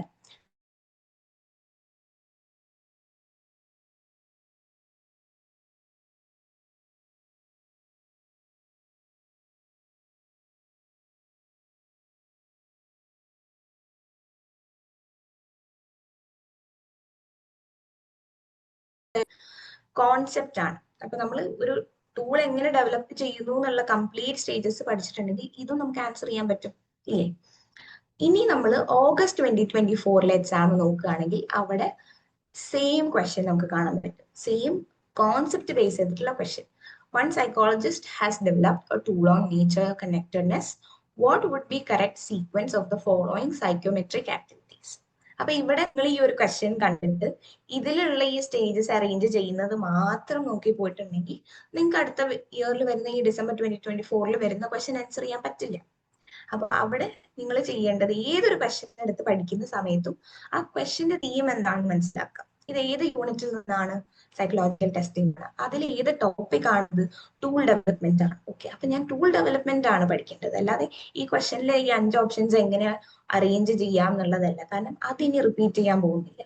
അവര് ചോദിക്കാൻ പോകുന്നത് ഈ കോൺസെപ്റ്റ് ബേസ് ചെയ്തിട്ടുള്ള കാര്യം. അപ്പൊ ഈ കോൺസെപ്റ്റിനെ പറ്റിയുള്ള എല്ലാ കാര്യങ്ങളും ഇനി ഇതിലെ ഓരോന്നും, അതായത് എന്താണ് ക്രോൺബാക്ക് ആൽഫ, എന്താണ് ഫാക്ടർ അനാലിസിസ്, ഐറ്റം ഡിസ്ക്രിമിനേഷൻ എന്ന് പറഞ്ഞാൽ എന്താണ്, ഇതെല്ലാം ഞാൻ പഠിച്ചു വെക്കണം. ജസ്റ്റ് അതിന്റെ ഓർഡർ മാത്രമല്ല, അതെല്ലാം ഇമ്പോർട്ടന്റ് ആവുന്നു എന്നുള്ളതാണ്. ഓക്കെ, അപ്പോൾ നമ്മൾ ഓഗസ്റ്റ് 2024 ആ ക്വസ്റ്റ്യനിലേക്ക് വരികയാണെങ്കിൽ ഇവിടെ എക്സ്ട്രാ ആയിട്ടുള്ള ചില കാര്യങ്ങൾ വരുന്നുണ്ട്, പക്ഷേ കംപ്ലീറ്റ്ലി ന്യൂ അല്ല. ഇതെല്ലാം നമ്മൾ ടൂൾ ഡെവലപ്മെന്റിൽ നോക്കുന്ന ഫാക്ടേഴ്സ് തന്നെയാണ് പല കോമ്പിനേഷൻസിൽ ചോദിച്ചിരിക്കുന്നത്. പിന്നെ നമ്മൾ ജൂൺ 2024 ക്വസ്റ്റ്യൻ നോക്കുകയാണെങ്കിൽ again arrange the following steps in correct order while developing A questionnaire on employee loyalty. ഇവിടെ ഡിഫറെന്റ് ഫാക്ടേഴ്സ് ആണ് കൊടുത്തിരിക്കുന്നത്. ഇതിനെയാണ് നമ്മൾ ഓർഡറിൽ അറേഞ്ച് ചെയ്യേണ്ടത്. സെയിം കാര്യം തന്നെയാണ്. ഓക്കെ, പിന്നെ ഡിസംബർ 22ലും ഈ ഒരു സെയിം ക്വസ്റ്റ്യൻ ഉണ്ടായിരുന്നു. What is the correct sequence in development of A psychological tool. ഇത് കുറച്ചും കൂടി ഈസിയർ ആണ്. ഇത് നോക്കിയിട്ട് പോയിട്ടുണ്ടെങ്കിൽ അടുത്ത ഇയറിൽ നമുക്ക് പണി കിട്ടും, അല്ലെ? അപ്പോൾ ഇവിടെ റിലയബിലിറ്റി ഉണ്ട്, ഐറ്റം അനാലിസിസ് ഉണ്ട്, ഡെവലപ്പിംഗ് നോം ഉണ്ട്, എസ്റ്റാബ്ലിഷിംഗ് വാലിഡിറ്റി ഉണ്ട്. മറ്റേതിൽ കുറച്ചും കൂടെ കാര്യങ്ങൾ ആഡ് ചെയ്തിട്ടുണ്ട്, കുറച്ചും കൂടെ ഹയർ ലെവലാണ്. അപ്പൊ ഇവിടെ ഈ ഇയറിൽ കാണുമ്പോൾ തന്നെ നമ്മൾ ഇതിന്റെ എല്ലാ ആസ്പെക്ട്സും പഠിച്ചു പോയിട്ടുണ്ടെങ്കിൽ പിന്നെ 2024 വന്നിട്ടുള്ള ക്വസ്റ്റ്യൻ നമുക്ക് ആൻസർ ചെയ്യാൻ പറ്റും എന്നുള്ളതാണ്. ഓക്കെ, ഇനി നമ്മൾ ഡിസ്കസ് ചെയ്യാൻ പോകുന്നത് എങ്ങനെയാണ് ക്വസ്റ്റ്യൻസിന്റെ ഒരു പാറ്റേൺ ഉണ്ടാകാൻ പോകുന്നത്. ഞാൻ നേരത്തെ ഒരു ജസ്റ്റ് ഒന്ന് പറഞ്ഞിരുന്നു. നമുക്ക് 3 ടൈപ്പ് ഓഫ് ക്വസ്റ്റ്യൻസ് ആണ് ഉണ്ടാവുക. ഈസി ടൈപ്പ് ക്വസ്റ്റ്യൻസ് ഉണ്ടാവും, മോഡറേറ്റ് ടൈപ്പ് ക്വസ്റ്റ്യൻസ് ഉണ്ടാവും, and very difficult level of ക്വസ്റ്റ്യൻസും ഉണ്ടാവും. ആൻഡ് അത് ചിലപ്പോൾ അതും നമ്മൾ എക്സ്പെക്ട് ചെയ്യണം കേട്ടോ. ഇത് എല്ലാം ഞാൻ പഠിച്ചു കഴിഞ്ഞു, അപ്പൊ ഇനി എനിക്കെല്ലാം ആൻസർ ചെയ്യാൻ പറ്റണം എന്നുള്ള രീതിയിൽ നമ്മൾ ഒരിക്കലും പോകരുത്. നമുക്ക് ഒട്ടും ഇതുവരെ നമ്മൾ ഒരു പ്രീവിയസ് ഇയർ ക്വസ്റ്റ്യൻസിലും കാണാത്ത കംപ്ലീറ്റ്ലി ന്യൂ ആയിട്ടുള്ള ടോപ്പിക്സിൽ നിന്നുള്ള ക്വസ്റ്റ്യൻസ് ഉണ്ടാവും. അപ്പൊ അവിടെ നമ്മൾ സ്മാർട്ടായിട്ട് എലിമിനേറ്റ് ചെയ്യാൻ ശ്രമിക്കുക. അത് മാത്രമാണ് നമുക്ക് അവിടെ ചെയ്യാൻ പറ്റുന്നത്. നമ്മൾ ഇത്തിരി ലോജിക്ക് യൂസ് ചെയ്യുക. 4 ഓപ്ഷൻസ് ഉണ്ടാവും, അതിൽ നിന്ന് ഏതല്ലാതിരിക്കാം എന്നുള്ളത് ആലോചിക്കുക. എന്നിട്ട് നമ്മുടെ ലോജിക്ക് യൂസ് ചെയ്തിട്ട് അത് ആൻസർ ചെയ്യാൻ ശ്രമിക്കുക എന്നുള്ളതാണ്. ഒരു 10% ക്വസ്റ്റ്യൻസ് ഇങ്ങനെ ഉണ്ടാവും. പിന്നെ വരുന്നത് മോഡറേറ്റ് ലെവൽ ക്വസ്റ്റ്യൻസ് ആണ്. ഒരു 30% ഇത്തരത്തിലുള്ള ക്വസ്റ്റ്യൻസ് ആണ്. ഇവിടെ നമുക്ക് വേണ്ടത് കോൺസെപ്റ്റ് ക്ലാരിറ്റി ആണ്. കാരണം നേരത്തെ നമ്മളിപ്പോ കണ്ടിട്ടുള്ള പോലെയുള്ള PYQ ലിങ്ക് ചെയ്തിട്ടുണ്ടെങ്കിൽ നമ്മൾ പ്രീവിയസ് ഇയർ ക്വസ്റ്റ്യൻസ് നോക്കുകയും ഇത്തരത്തിൽ റിപ്പീറ്റഡ് ആകുന്ന കോൺസെപ്റ്റ് റിലേറ്റഡ് ആയിട്ടുള്ള ക്വസ്റ്റ്യൻസ് നോക്കുകയും ചെയ്തിട്ടുണ്ടെങ്കിൽ നമുക്ക് കിട്ടാവുന്ന രീതിയിലുള്ള തന്നെയാണ് ഈ മോഡറേറ്റ് ലെവലിൽ വരുന്നത്. 30% ഈ ഒരു മോഡറേറ്റ് ലെവൽ ക്വസ്റ്റ്യൻസ് ആവും. പിന്നെ വരുന്നത് വളരെ ഈസി ആയിട്ടുള്ള 60% ക്വസ്റ്റ്യൻസ് ആണ്. അപ്പം അത് നമുക്ക് ക്വസ്റ്റ്യൻ വായിക്കുമ്പോൾ തന്നെ ആൻസർ ചെയ്യാൻ പറ്റുന്ന വളരെ സർഫസ് ലെവലിലുള്ള ക്വസ്റ്റ്യൻസ് ആയിരിക്കും. തിയറി ബേസ് ചെയ്തിട്ടുള്ള അല്ലെങ്കിൽ എന്തെങ്കിലും ആപ്ലിക്കേഷൻ ലെവൽ ആണെങ്കിൽ പോലും നമുക്ക് പെട്ടെന്ന് ആൻസർ ചെയ്യാൻ പറ്റുന്ന രീതിയിലുള്ള ക്വസ്റ്റ്യൻസ് ആയിരിക്കും. അപ്പൊ ഇങ്ങനെയാണ് 3 രീതിയിലുള്ള ക്വസ്റ്റ്യൻസ് വരിക. ഈസി ലെവൽ ഓഫ് ക്വസ്റ്റ്യൻസ് നമ്മൾ എന്തായാലും ആൻസർ ചെയ്യണം. അവിടെ നമുക്കൊരു ചാൻസ് എടുക്കാൻ പറ്റില്ല. മോഡറേറ്റിൽ നമ്മൾ മാക്സിമം ട്രൈ ചെയ്യുക. ഡിഫിക്കൽട്ടിൽ നമുക്ക് നോക്കാം. അത് നമ്മൾ മാക്സിമം അഗൈൻ ട്രൈ ചെയ്യുക. ചിലപ്പോൾ അവിടെ ഒരു എക്സ്ട്രാ എഡ്ജ് തരുന്നത് നമ്മുടെ 1-2 ആൻസർ കറക്റ്റ് ആയാലായിരിക്കും നമുക്ക് ഒരു എക്സ്ട്രാ എഡ്ജ് കിട്ടുന്നുണ്ടാവുക. പക്ഷെ ആ എക്സ്ട്രാ എഡ്ജ് നമുക്ക് യൂസ്ഫുൾ ആകണം എന്നുണ്ടെങ്കിൽ അപ്പുറത്തുള്ള ഈസി മോഡറേറ്റും നമ്മൾ നന്നായിട്ട് ഹാൻഡിൽ ചെയ്തിട്ടുണ്ടാവണം എന്നുള്ളതും കൂടെ ഇമ്പോർട്ടൻ്റ് ആണ്. ഓക്കെ, സോ ഫാർ പറഞ്ഞിട്ടുള്ള കാര്യങ്ങൾ എന്തെങ്കിലും നിങ്ങൾക്ക് ഡൗട്ട് ഉണ്ടെങ്കിൽ ചോദിക്കാം. അല്ലെങ്കിൽ നമുക്ക് ഇനി എന്ത് ചെയ്യാം, യൂണിറ്റ് വൈസ് എങ്ങനെയാണ് അതിൻ്റെ ഒരു വെയിറ്റേജ് വരുന്നത്, എങ്ങനെയാണ് ഇമ്പോർട്ടൻസ് ലെവല് വരുന്നത് എന്ന് നോക്കാം. ഓക്കെ, അപ്പോൾ അതിൽ ആദ്യം വരുന്നത് ഈ ഒരു ജൂൺ ടേമിൽ എക്സാം ബേസ് ചെയ്തിട്ടാണ് കേട്ടോ ഈ ഒരു നമ്പർ ഓഫ് ക്വസ്റ്റ്യൻസ് കൊടുത്തിട്ടുള്ളത്. ഡെവലപ്മെന്റ് ആൻഡ് ഇന്റർവെൻഷൻ എന്ന് പറയുന്നത് നമ്മുടെ 9ാമത്തെ യൂണിറ്റ് ഉണ്ട്. ഇന്റർവെൻഷൻ എന്ന് ഉദ്ദേശിക്കുന്നത് pathology and psychotherapy, psychopathology and psychotherapy ആണ് ഇന്റർവെൻഷന്റെ അണ്ടിൽ വരുന്നത്. ഈ 2 ടോപ്പിക്കുകളും ഒരുമിച്ചാണ് ആ ഒരു യൂണിറ്റ്. അപ്പൊ ആ ഒരു യൂണിറ്റിൽ നിന്ന് നമുക്ക് വന്നിട്ടുള്ളത് 14 ക്വസ്റ്റ്യൻസ് ആണ്. റിസർച്ച് മെത്തഡോളജി ആൻഡ് സ്റ്റാറ്റിസ്റ്റിക്സിൽ നിന്ന് വന്നിരിക്കുന്നത് 11 ക്വസ്റ്റ്യൻസും ആണ്. ബയോളജിക്കൽ ബേസിസ് ഓഫ് ബിഹേവിയർ എനിക്ക് തോന്നുന്നു 4ാമത്തെ യൂണിറ്റ്, അവിടെ നിന്ന് നമുക്ക് 10 ക്വസ്റ്റ്യൻസ് ആണുള്ളത്. സോഷ്യൽ സൈക്കോളജിയിൽ നിന്ന് 9 ക്വസ്റ്റ്യൻസ് ഉണ്ട്. എമർജൻസ് ഓഫ് സൈക്കോളജിയിൽ നിന്ന് 9 ക്വസ്റ്റ്യൻസ് ഉണ്ട്. സൈക്കോളജിക്കൽ ടെസ്റ്റിംഗിൽ നിന്ന് 7 ക്വസ്റ്റ്യൻസ് ഉണ്ട്. ഈ ആദ്യം പറഞ്ഞിരിക്കുന്ന ഈ 6 ടോപ്പിക്കുകളാണ് ദ മോസ്റ്റ് ഇമ്പോർട്ടൻറ്റ് ടോപ്പിക്സ് എന്ന് പറയുന്നത്. അപ്പോൾ ഇത് ഈ ഒരു ജൂൺ ടേമിലെ പ്രപ്പോർഷൻ ആണ് ഇവിടെ കൊടുത്തിരിക്കുന്നത്, 14, 11, 10 എന്ന് പറഞ്ഞിട്ടുള്ളത്. ഇത് അതിന് മുൻപുള്ള എക്സാമിൽ വരുന്ന സമയത്ത് റിസർച്ച് മെത്തഡോളജി ആണ് മുകളിൽ ഉണ്ടായിരുന്നത്, അതിന്റെ താഴെ ഡെവലപ്മെന്റ്, പിന്നെ സോഷ്യൽ, പിന്നെ ബിഹേവിയർ, അങ്ങനെയായിരുന്നു. അപ്പൊ ഈ 6 ടോപ്പിക്സ് ജസ്റ്റ് ജംബിൾ ചെയ്തേക്കാം, പക്ഷെ അതൊരിക്കലും താഴത്തേക്ക് പോകുന്നില്ല. അവർ തമ്മിൽ വേറൊരു ഡിഫറൻസ് ഉണ്ടാവുന്നില്ല. ചില സമയത്ത് റിസർച്ച് ആവാം ഏറ്റവും ഇമ്പോർട്ടൻറ്റ്, ചില സമയത്ത് ഏറ്റവും കൂടുതൽ ക്വസ്റ്റ്യൻസ് വരുന്നത് സോഷ്യൽ സൈക്കോളജിയിൽ നിന്നാവാം. പക്ഷെ ഈ പറഞ്ഞ 6 ടോപ്പിക്കുകൾ തന്നെയാണ് എപ്പോഴും ടോപ്പിൽ നിൽക്കുന്നത്. അപ്പൊ അതുകൊണ്ട് നിങ്ങൾ എന്ത് ചെയ്യണം, ഈ കാണുന്ന ഈ 6 ടോപ്പിക്കുകൾക്ക് ആയിരിക്കണം ഏറ്റവും കൂടുതൽ ഇമ്പോർട്ടൻസ് കൊടുക്കുന്നത്. കാരണം നമുക്ക് 10 യൂണിറ്റ് ഉണ്ട്, 100 ക്വസ്റ്റ്യൻസ് ഉണ്ട്. ഓരോ യൂണിറ്റിൽ നിന്നും 10 ക്വസ്റ്റ്യൻ, അങ്ങനെയല്ല ഇവിടെ വർക്ക് ചെയ്യുന്നത്. അപ്പൊ അതുകൊണ്ട് തന്നെ ചില യൂണിറ്റുകൾക്ക് നിങ്ങൾ അതിൻ്റെതായ ഇമ്പോർട്ടൻസ് കൊടുത്താൽ മതി. എന്നാൽ ചില യൂണിറ്റുകൾക്ക് ഒരുപാട് ടൈം ഇൻവെസ്റ്റ് ചെയ്യേണ്ടതായിട്ട് വരും. ഒരുപാട് പേർക്ക് അത്ര തന്നെ താല്പര്യമില്ലാത്തൊരു ടോപ്പിക് ആയിരിക്കാം റിസർച്ച് മെത്തഡോളജി ആൻഡ് സ്റ്റാറ്റിസ്റ്റിക്സ്. ഒരുപാട് ബുദ്ധിമുട്ട് ഫീൽ ചെയ്യുന്ന ഒരു ടോപ്പിക്കാണ്. അതുകൊണ്ട് തന്നെ നമ്മൾ അത് എടുക്കാണ്ട് ലാസ്റ്റിലേക്ക് വെച്ച് അങ്ങനെ കൊണ്ടുപോകാൻ സാധ്യതയുണ്ട്. പക്ഷെ റിമെമ്പർ, അത് ഏറ്റവും ഇമ്പോർട്ടൻ്റ് ആയിട്ടുള്ള ഒരു ടോപ്പിക്കാണ്. ചിലപ്പോൾ അത് ഫസ്റ്റിൽ വന്നേക്കാം, അല്ലെങ്കിൽ സെക്കൻഡിൽ വന്നേക്കാം, ഓർ തേർഡ്. അതിന്റെ താഴത്തേക്ക് ആ ടോപ്പിക്ക് പോയിട്ടേ ഇല്ല. അത്ര ഇമ്പോർട്ടൻ്റ് ആയിട്ടുള്ള ഒരു ടോപ്പിക്കാണ്. അപ്പോൾ ഇങ്ങനെ നമ്മൾ ആ ഒരു വെയിറ്റേജും കൂടെ മനസ്സിലാക്കി വേണം എക്സാമിന് നോക്കാനായിട്ട്. ബാക്കിയുള്ള ടോപ്പിക്സ് കൂടെ നോക്കാട്ടോ. നിങ്ങൾ ചിലപ്പോൾ ഒരുപാട് ടൈം ഇൻവെസ്റ്റ് ചെയ്യുന്ന ടോപ്പിക്കുകളൊക്കെ ഷോക്കിംഗ്ലി താഴെ കിടക്കുന്നതായിട്ട് കാണാൻ പറ്റും. അപ്പം 7ാമത്തെ ടോപ്പിക് എന്ന് പറയുന്നത് മോട്ടിവേഷൻ ആണ്. പിന്നെ വരുന്ന ഇന്റലിജൻസ് ആൻഡ് ക്രിയേറ്റിവിറ്റി. ലേണിംഗിൽ 6 ക്വസ്റ്റ്യൻസ് ഉണ്ടായിരുന്നു. എമർജിങ് ഏരിയാസ് 5 ക്വസ്റ്റ്യൻസ് ഉണ്ടായിരുന്നു. മെമ്മറി 5 ക്വസ്റ്റ്യൻസ് ഉണ്ടായിരുന്നു. ആൻഡ് പിന്നെ വരുന്നത് വളരെ ലെസ് ഇമ്പോർട്ടൻ്റ് ആയിട്ടുള്ള ടോപ്പിക്സ് ആണ്. അറ്റൻഷൻ പെർസെപ്ഷൻ 4 ക്വസ്റ്റ്യൻസ് ഉണ്ടായിരുന്നുള്ളൂ. സ്ട്രെസ് 3 ക്വസ്റ്റ്യൻസ് ആണ്. തിങ്കിങ് 2 ക്വസ്റ്റ്യൻ ആണ്. പേഴ്സണാലിറ്റി 1 ക്വസ്റ്റ്യൻ ആണ്. അപ്പോൾ ഈ ഒരു memory, attention perception, stress, thinking, personality എന്നൊക്കെ പറയുന്ന ടോപ്പിക് പൊതുവേ നമുക്ക് ജനറൽ സൈക്കോളജി അറിയുന്നത് കൊണ്ട് വളരെ ഈസി ആയിട്ട് നമുക്ക് എപ്പോഴും പഠിക്കാൻ താല്പര്യമുള്ള ടോപ്പിക്സ് ആയിരിക്കും. എല്ലാവരും ആദ്യം ഏത് ടോപ്പിക്ക് പഠിക്കുന്നു എന്ന് ചോദിച്ചു കഴിഞ്ഞാൽ ആദ്യം എടുക്കുന്ന അറ്റൻഷൻ പെർസെപ്ഷനോ അല്ലെങ്കിൽ മെമ്മറിയോ ഒക്കെയാണ്. പക്ഷെ നമ്മളിവിടെ മനസ്സിലാക്കേണ്ടത് അവിടെ അത്ര തന്നെ ക്വസ്റ്റ്യൻസ് വരുന്നില്ല. ആ ടോപ്പിക്ക് പഠിക്കേണ്ടെന്നല്ല കേട്ടോ പറയുന്നത്, പക്ഷെ അവിടെ നമ്മൾ കൊടുക്കേണ്ട ഒരു ഇമ്പോർട്ടൻസ് ലെവൽ ഡിഫറെന്റ് ആണ്. ഒരുപാട് ഡെപ്തിലേക്ക് കാര്യങ്ങൾ പഠിച്ചു പോകേണ്ട ഒരു ആവശ്യം അവിടെ വരുന്നില്ല. ക്വസ്റ്റ്യൻസ് നോക്കിയാൽ നിങ്ങൾക്ക് മനസ്സിലാവാൻ പറ്റും. അറ്റൻഷൻ പെർസെപ്ഷനിലൊക്കെ വളരെ കോമൺ ആയിട്ടുള്ള അറ്റൻഷന്റെ തിയറീസ് അല്ലെങ്കിൽ പെർസെപ്ഷൻ റിലേറ്റഡ് ആയിട്ടുള്ള കോൺസെപ്റ്റ്സ് ഇങ്ങനെയുള്ള കാര്യങ്ങളാണ് വരാറ്. തിങ്കിങ്ങിലും കുറച്ച് സെറ്റ് ഓഫ് ക്വസ്റ്റ്യൻസ് റിപ്പീറ്റഡ് ആയിട്ട് വരുന്ന രീതിയിൽ കാണാൻ പറ്റും. മെമ്മറി ഇതുപോലെയാണ്. അപ്പൊ ഈ ടോപ്പിക്സ് ഒക്കെ പഠിക്കുന്ന സമയത്ത് നിങ്ങൾ ഓൾദോ ആ സിലബസ് കവർ ചെയ്യുന്ന രീതിയിൽ നോക്കിയിട്ടില്ലെങ്കിൽ പോലും PYQs നോക്കിയിട്ടുണ്ടെങ്കിൽ പ്രീവിയസ് ഇയർ ക്വസ്റ്റ്യൻസും അതിൽ വരുന്ന കോൺസെപ്റ്റ്സും മാത്രം നോക്കി പോയിട്ടുണ്ടെങ്കിൽ തന്നെ നിങ്ങൾ സേഫ് ആണ് അത്തരം ടോപ്പിക്കുകളിൽ. ഓക്കെ, ഈ ലാസ്റ്റ് പറയുന്ന ഒരു 5-6 ടോപ്പിക്കുകൾ അങ്ങനെയാണ്. അത് എപ്പോഴും മേ ബി നെക്സ്റ്റ് ടൈം ചിലപ്പോൾ സ്ട്രെസ് ആയിരിക്കും ഏറ്റവും ലെസ് ക്വസ്റ്റ്യൻസ് ഉണ്ടാവുക, അല്ലെങ്കിൽ ചിലപ്പോൾ അറ്റൻഷൻ പെർസെപ്ഷൻ ആയിരിക്കും. പക്ഷെ ഇത് തന്നെയാണ് എപ്പോഴും ലെസ് ഇമ്പോർട്ടൻറ്റ് ടോപ്പിക്സുകളിൽ വരുന്നത്. അതിൻ്റെ ഒരു ഓർഡർ മാറുന്നു എന്നുള്ളത് മാത്രമാണ്. അപ്പോൾ നിങ്ങൾ ഇൻവെസ്റ്റ് ചെയ്യുന്ന സമയം ഇതിൽ ഡിഫറെന്റ് ആണെങ്കിൽ, ഇപ്പോൾ ഇതിൽ ലെസ് ഇമ്പോർട്ടൻ്റ് ആയിട്ട് കാണിച്ചിരിക്കുന്ന ടോപ്പിക്സിലാണ് നിങ്ങൾ കൂടുതൽ ടൈം ഇൻവെസ്റ്റ് ചെയ്തുകൊണ്ടിരിക്കുന്നതെങ്കിൽ it is time to change. And also ഒന്നും കൂടെ വളരെ ഇമ്പോർട്ടൻ്റ് ആയിട്ടുള്ള ടോപ്പിക്സ് കാണിച്ചു തരാണ്. Development and intervention, research methodology and statistics, biological basis of behaviour, social psychology, emergence of psychology and psychological testing. Okay, ഇനി നമ്മൾ പോകുന്നത് ആ ഒരു സ്റ്റഡി പ്ലാനിലേക്കാണ്. 55 ഡേയ്സ് ലാസ്റ്റ് ചെയ്യുന്ന ഒരു സ്റ്റഡി പ്ലാൻ ആണ് നമ്മൾ നോക്കാൻ പോകുന്നത്. അപ്പോൾ ഓരോ ടോപ്പിക്കിലും നിങ്ങൾ എന്തൊക്കെ കാര്യങ്ങൾ ഓരോ ദിവസം ചെയ്യണം എന്നുള്ള കാര്യങ്ങളായിരിക്കും നമ്മൾ ഇനി നോക്കുന്നുണ്ടാവുക. ആദ്യം നമ്മൾ യൂണിറ്റ്സ് ഓർഡറിലാണ് പോകുന്നത്. നിങ്ങൾക്ക് വേണമെങ്കിൽ എന്ത് ചെയ്യാം, നിങ്ങൾ ഓൾറെഡി നോക്കി കഴിഞ്ഞിട്ടുള്ള ടോപ്പിക്സ് ആണെങ്കിൽ ഇത് ഷഫിൾ ചെയ്യുകയും ചെയ്യാം. അല്ലെങ്കിൽ നിങ്ങൾക്ക് ഏറ്റവും ഇമ്പോർട്ടൻ്റ് ആയിട്ടുള്ള ടോപ്പിക്സ് ആദ്യം നോക്കണമെന്നുണ്ടെങ്കിൽ ആ രീതിയിലും ഇതിനെ ഷഫിൾ ചെയ്യാം. ഈ ഒരു മെറ്റീരിയൽ നിങ്ങൾ പ്രൊവൈഡ് ചെയ്യുന്നതായിരിക്കും കേട്ടോ. ഈ ഒരു സ്റ്റഡി പ്ലാന്റെ PDF ഗ്രൂപ്പിൽ തന്നെ ഷെയർ ചെയ്യുന്നതായിരിക്കും. നോക്കാം. ഓക്കെ, അപ്പം നമുക്ക് 4 ദിവസമാണ് എമർജൻസി ഓഫ് സൈക്കോളജി നോക്കാനുള്ളത്. അപ്പൊ ആ ഒരു ഡേ 1 നമ്മൾ ചെയ്യുന്നത് overview of psychology, definition, scope, fields, psychology as A science, അങ്ങനെ ഇമ്പോർട്ടൻ്റ് ആയിട്ട് വരുന്ന കുറച്ച് സ്കൂൾസ് കാര്യങ്ങളൊക്കെയാണ് ആദ്യത്തെ ദിവസത്തിൽ നമ്മൾ നോക്കാൻ പോകുന്നത്. പിന്നെ നിങ്ങൾ ഐഫിൽ ജോയിൻ ചെയ്യുകയാണെങ്കിൽ നമുക്ക് ആ ഒരു ദിവസം തന്നെ ഡെയിലി ടെസ്റ്റ് ഡിസ്കഷൻസും ഐഫ്രിസം റൂമും അവൈലബിൾ ആയിരിക്കും. ഐഫ്രിസം റൂം എന്ന് പറയുന്നത് ഒരു വെർച്വൽ സ്റ്റഡി റൂമാണ്. അപ്പൊ അവിടെ നിങ്ങൾക്ക് ജോയിൻ ചെയ്യാനും കുട്ടികൾ അങ്ങോട്ടും ഇങ്ങോട്ടും തമ്മിൽ ഡിസ്കസ് ചെയ്യുന്നുണ്ട്, ക്ലാസ്സുകൾ എടുക്കുന്നുണ്ട്. അത്തരത്തിലുള്ള ഒരു സിസ്റ്റമാണ് ഐഫ്രിസം റൂമിൽ ഉണ്ടാവുക.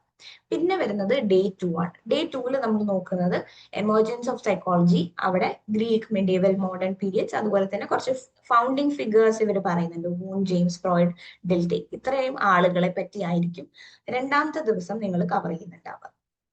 അന്നേ ദിവസം തന്നെയായിരിക്കും നമുക്ക് JRF ക്ലബ് ഉണ്ടാവുക. JRF ക്ലബ് എന്ന് പറയുന്നത് ഞാൻ നേരത്തെ നിങ്ങൾക്ക് പ്രീവിയസ് ഇയർ ക്വസ്റ്റ്യൻസ് എങ്ങനെയാണ് കണക്ട് ചെയ്തിട്ട് ഓരോ ടേമിലെയും ഓരോ ടോപ്പിക് വൈസ് എങ്ങനെ കോൺസെപ്റ്റ്സ് ഐഡന്റിഫൈ ചെയ്യാം, അതെങ്ങനെ കണക്ട് ചെയ്യാം, എങ്ങനെ റെപ്യൂട്ടേഷൻ മനസ്സിലാക്കാം എന്നുള്ള രീതിയിലുള്ള കാര്യങ്ങൾ പറഞ്ഞല്ലോ. ഈ കാര്യങ്ങളായിരിക്കും നമ്മൾ JRF ക്ലബിൽ ചെയ്യുന്നുണ്ടാവുക. സൈക്കോളജിയുടെ JRF ക്ലബിൽ നമ്മൾ ടോപ്പിക് വൈസ് ആയിട്ട് ഇയർ വൈസ് ആയിട്ടുള്ള ക്വസ്റ്റ്യൻസ് നോക്കുന്നു. ഏറ്റവും ലേറ്റസ്റ്റ് ആയിട്ടുള്ള എക്സാമിൽ തുടങ്ങി 2019 വരെയുള്ള ക്വസ്റ്റ്യൻ പേപ്പേഴ്സ് ആയിരിക്കും നമ്മൾ നോക്കുന്നുണ്ടാവുക. അവിടെ ഓരോ ക്വസ്റ്റ്യന്റെയും റിലേറ്റഡ് ആയിട്ട് വരുന്ന കോൺസെപ്റ്റ്സ് നമ്മൾ ഡീറ്റെയിൽ ആയിട്ട് നോക്കുന്നുണ്ടാവും.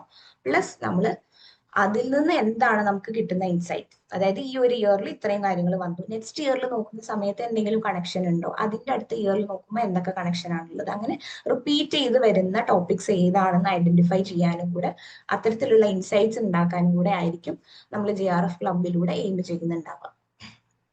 പിന്നെ വരുന്നത് ഡേ 3. ഡേ 3 നമുക്ക് സൈക്കോളജിയുടെ സ്കൂൾസ് ആയിരിക്കും നിങ്ങൾ നോക്കുന്നുണ്ടാവുക. Structuralism, functionalism, behaviourism, gestalt, psycho analysis, humanistic, existential, transpersonal, different schools ഉണ്ടല്ലോ. അതും അതിന്റെ ഒരു ഓർഡറും അതിൽ വന്നിരിക്കുന്ന ഇമ്പോർട്ടൻറ്റ് ഫിഗേഴ്സ് ആരൊക്കെയാണ് എന്നുള്ള രീതിയിലുള്ള കാര്യങ്ങളായിരിക്കും ഈ ഒരു ടോപ്പിക്കിന്റെ അണ്ടറിൽ നിങ്ങൾ നോക്കുന്നുണ്ടാവുക. ആൻഡ് ആ ഒരു ഡേയിൽ തന്നെ അഗൈൻ ഡെയിലി ടെസ്റ്റ് ഡിസ്കഷൻസ്, ഐഫ്രിസും JRF ക്ലബ് ഒക്കെ ഉണ്ടാവും. പിന്നെ വരുന്നത് ഡേ 4, ഇതാണ് ലാസ്റ്റ് ഡേ. അപ്പൊ അന്ന് നമ്മൾ ഇന്ത്യൻ കോൺട്രിബ്യൂഷൻസ് ആയിട്ടുള്ള Bhagavad Gita, Buddhism, Sufism, integral yoga, indigenization of psychology, ഇത്രയും ടോപ്പിക്സ് ആയിരിക്കും നോക്കുന്നുണ്ടാവുക. ഇപ്പൊ ഇതിൽ തന്നെ നിങ്ങൾക്ക് എന്ത് ചെയ്യാം, അങ്ങോട്ടും ഇങ്ങോട്ടും അഡ്ജസ്റ്റ് ചെയ്യാൻ പറ്റും. അതായത് ഡേ 1 തന്നെ നിങ്ങൾക്ക് ആ ഒരു കാര്യങ്ങൾ പെട്ടെന്ന് പഠിച്ചു തീർക്കാൻ പറ്റുന്നുണ്ടെങ്കിൽ ഡേ 2 കുറച്ച് കാര്യങ്ങൾ ആ ഒരു ദിവസം തന്നെ നോക്കാം. എന്നിട്ട് പിന്നെ ഡേ 2 വരുന്ന സമയത്ത് നിങ്ങൾക്ക് അത്ര തന്നെ കവർ ചെയ്യാനുണ്ടാവില്ല. അപ്പൊ വേണമെങ്കിൽ കുറച്ച് കാര്യങ്ങൾ ഡേ 3 നിന്ന് ക്യാരി ഓവർ ചെയ്യാനായിട്ട് പറ്റും.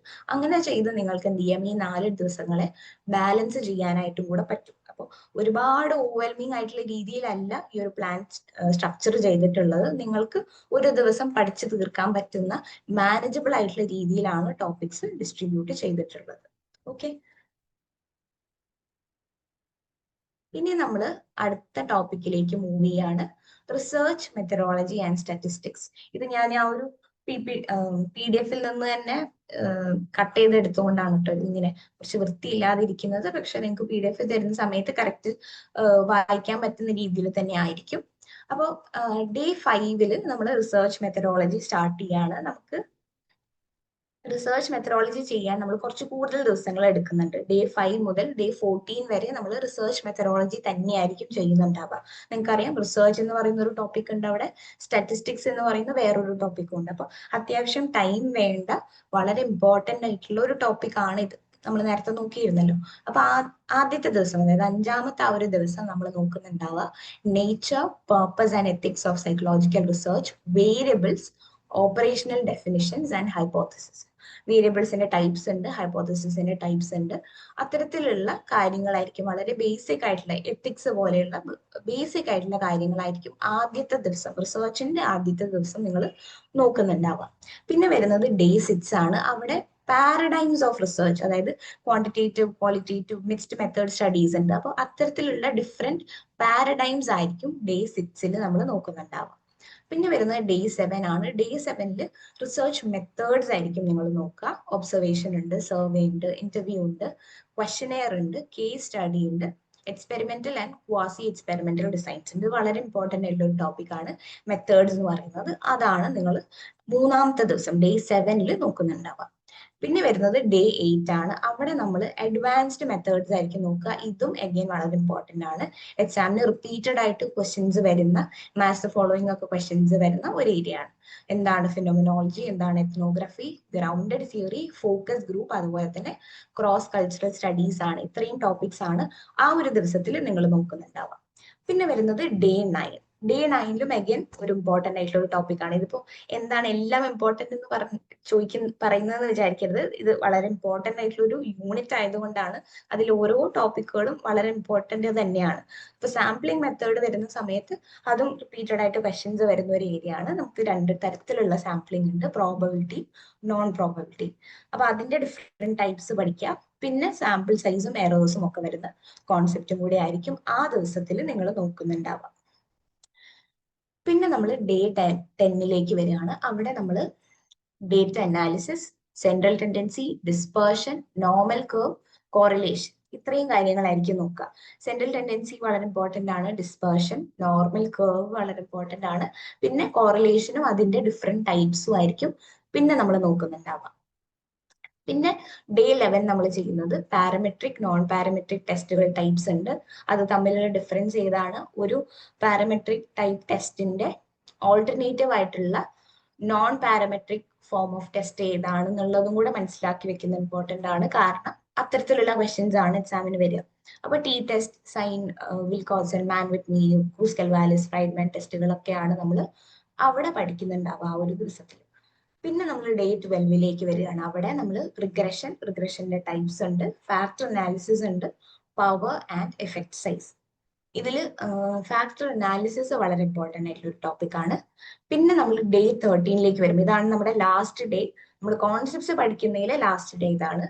അപ്പൊ അന്ന് നമ്മൾ experimental designs, ANOVA, MANOVA, ANCOVA, Latin square, single subject designs, ഇത്രയും ഡിഫറെന്റ് എക്സ്പെരിമെന്റൽ ഡിസൈൻസ് ആയിരിക്കും നോക്കുന്നുണ്ടാവുക. ഇതും അഗൈൻ വളരെ ഇമ്പോർട്ടന്റ് ആണ്. ഇമ്പോർട്ടന്റ് ഇൻ ദ സെൻസ് ഇതിന്റെ ഓരോന്നിന്റെയും പേർപ്പസ് എന്താണ്, എന്തിനാണ് അനോവ യൂസ് ചെയ്യുന്നത്, എപ്പോഴാണ് മനോവ യൂസ് ചെയ്യുന്നത്, എപ്പോഴാണ് അൻകോവ യൂസ് ചെയ്യുന്നത് എന്നുള്ള കാര്യങ്ങൾ നമുക്ക് അറിഞ്ഞിരിക്കും.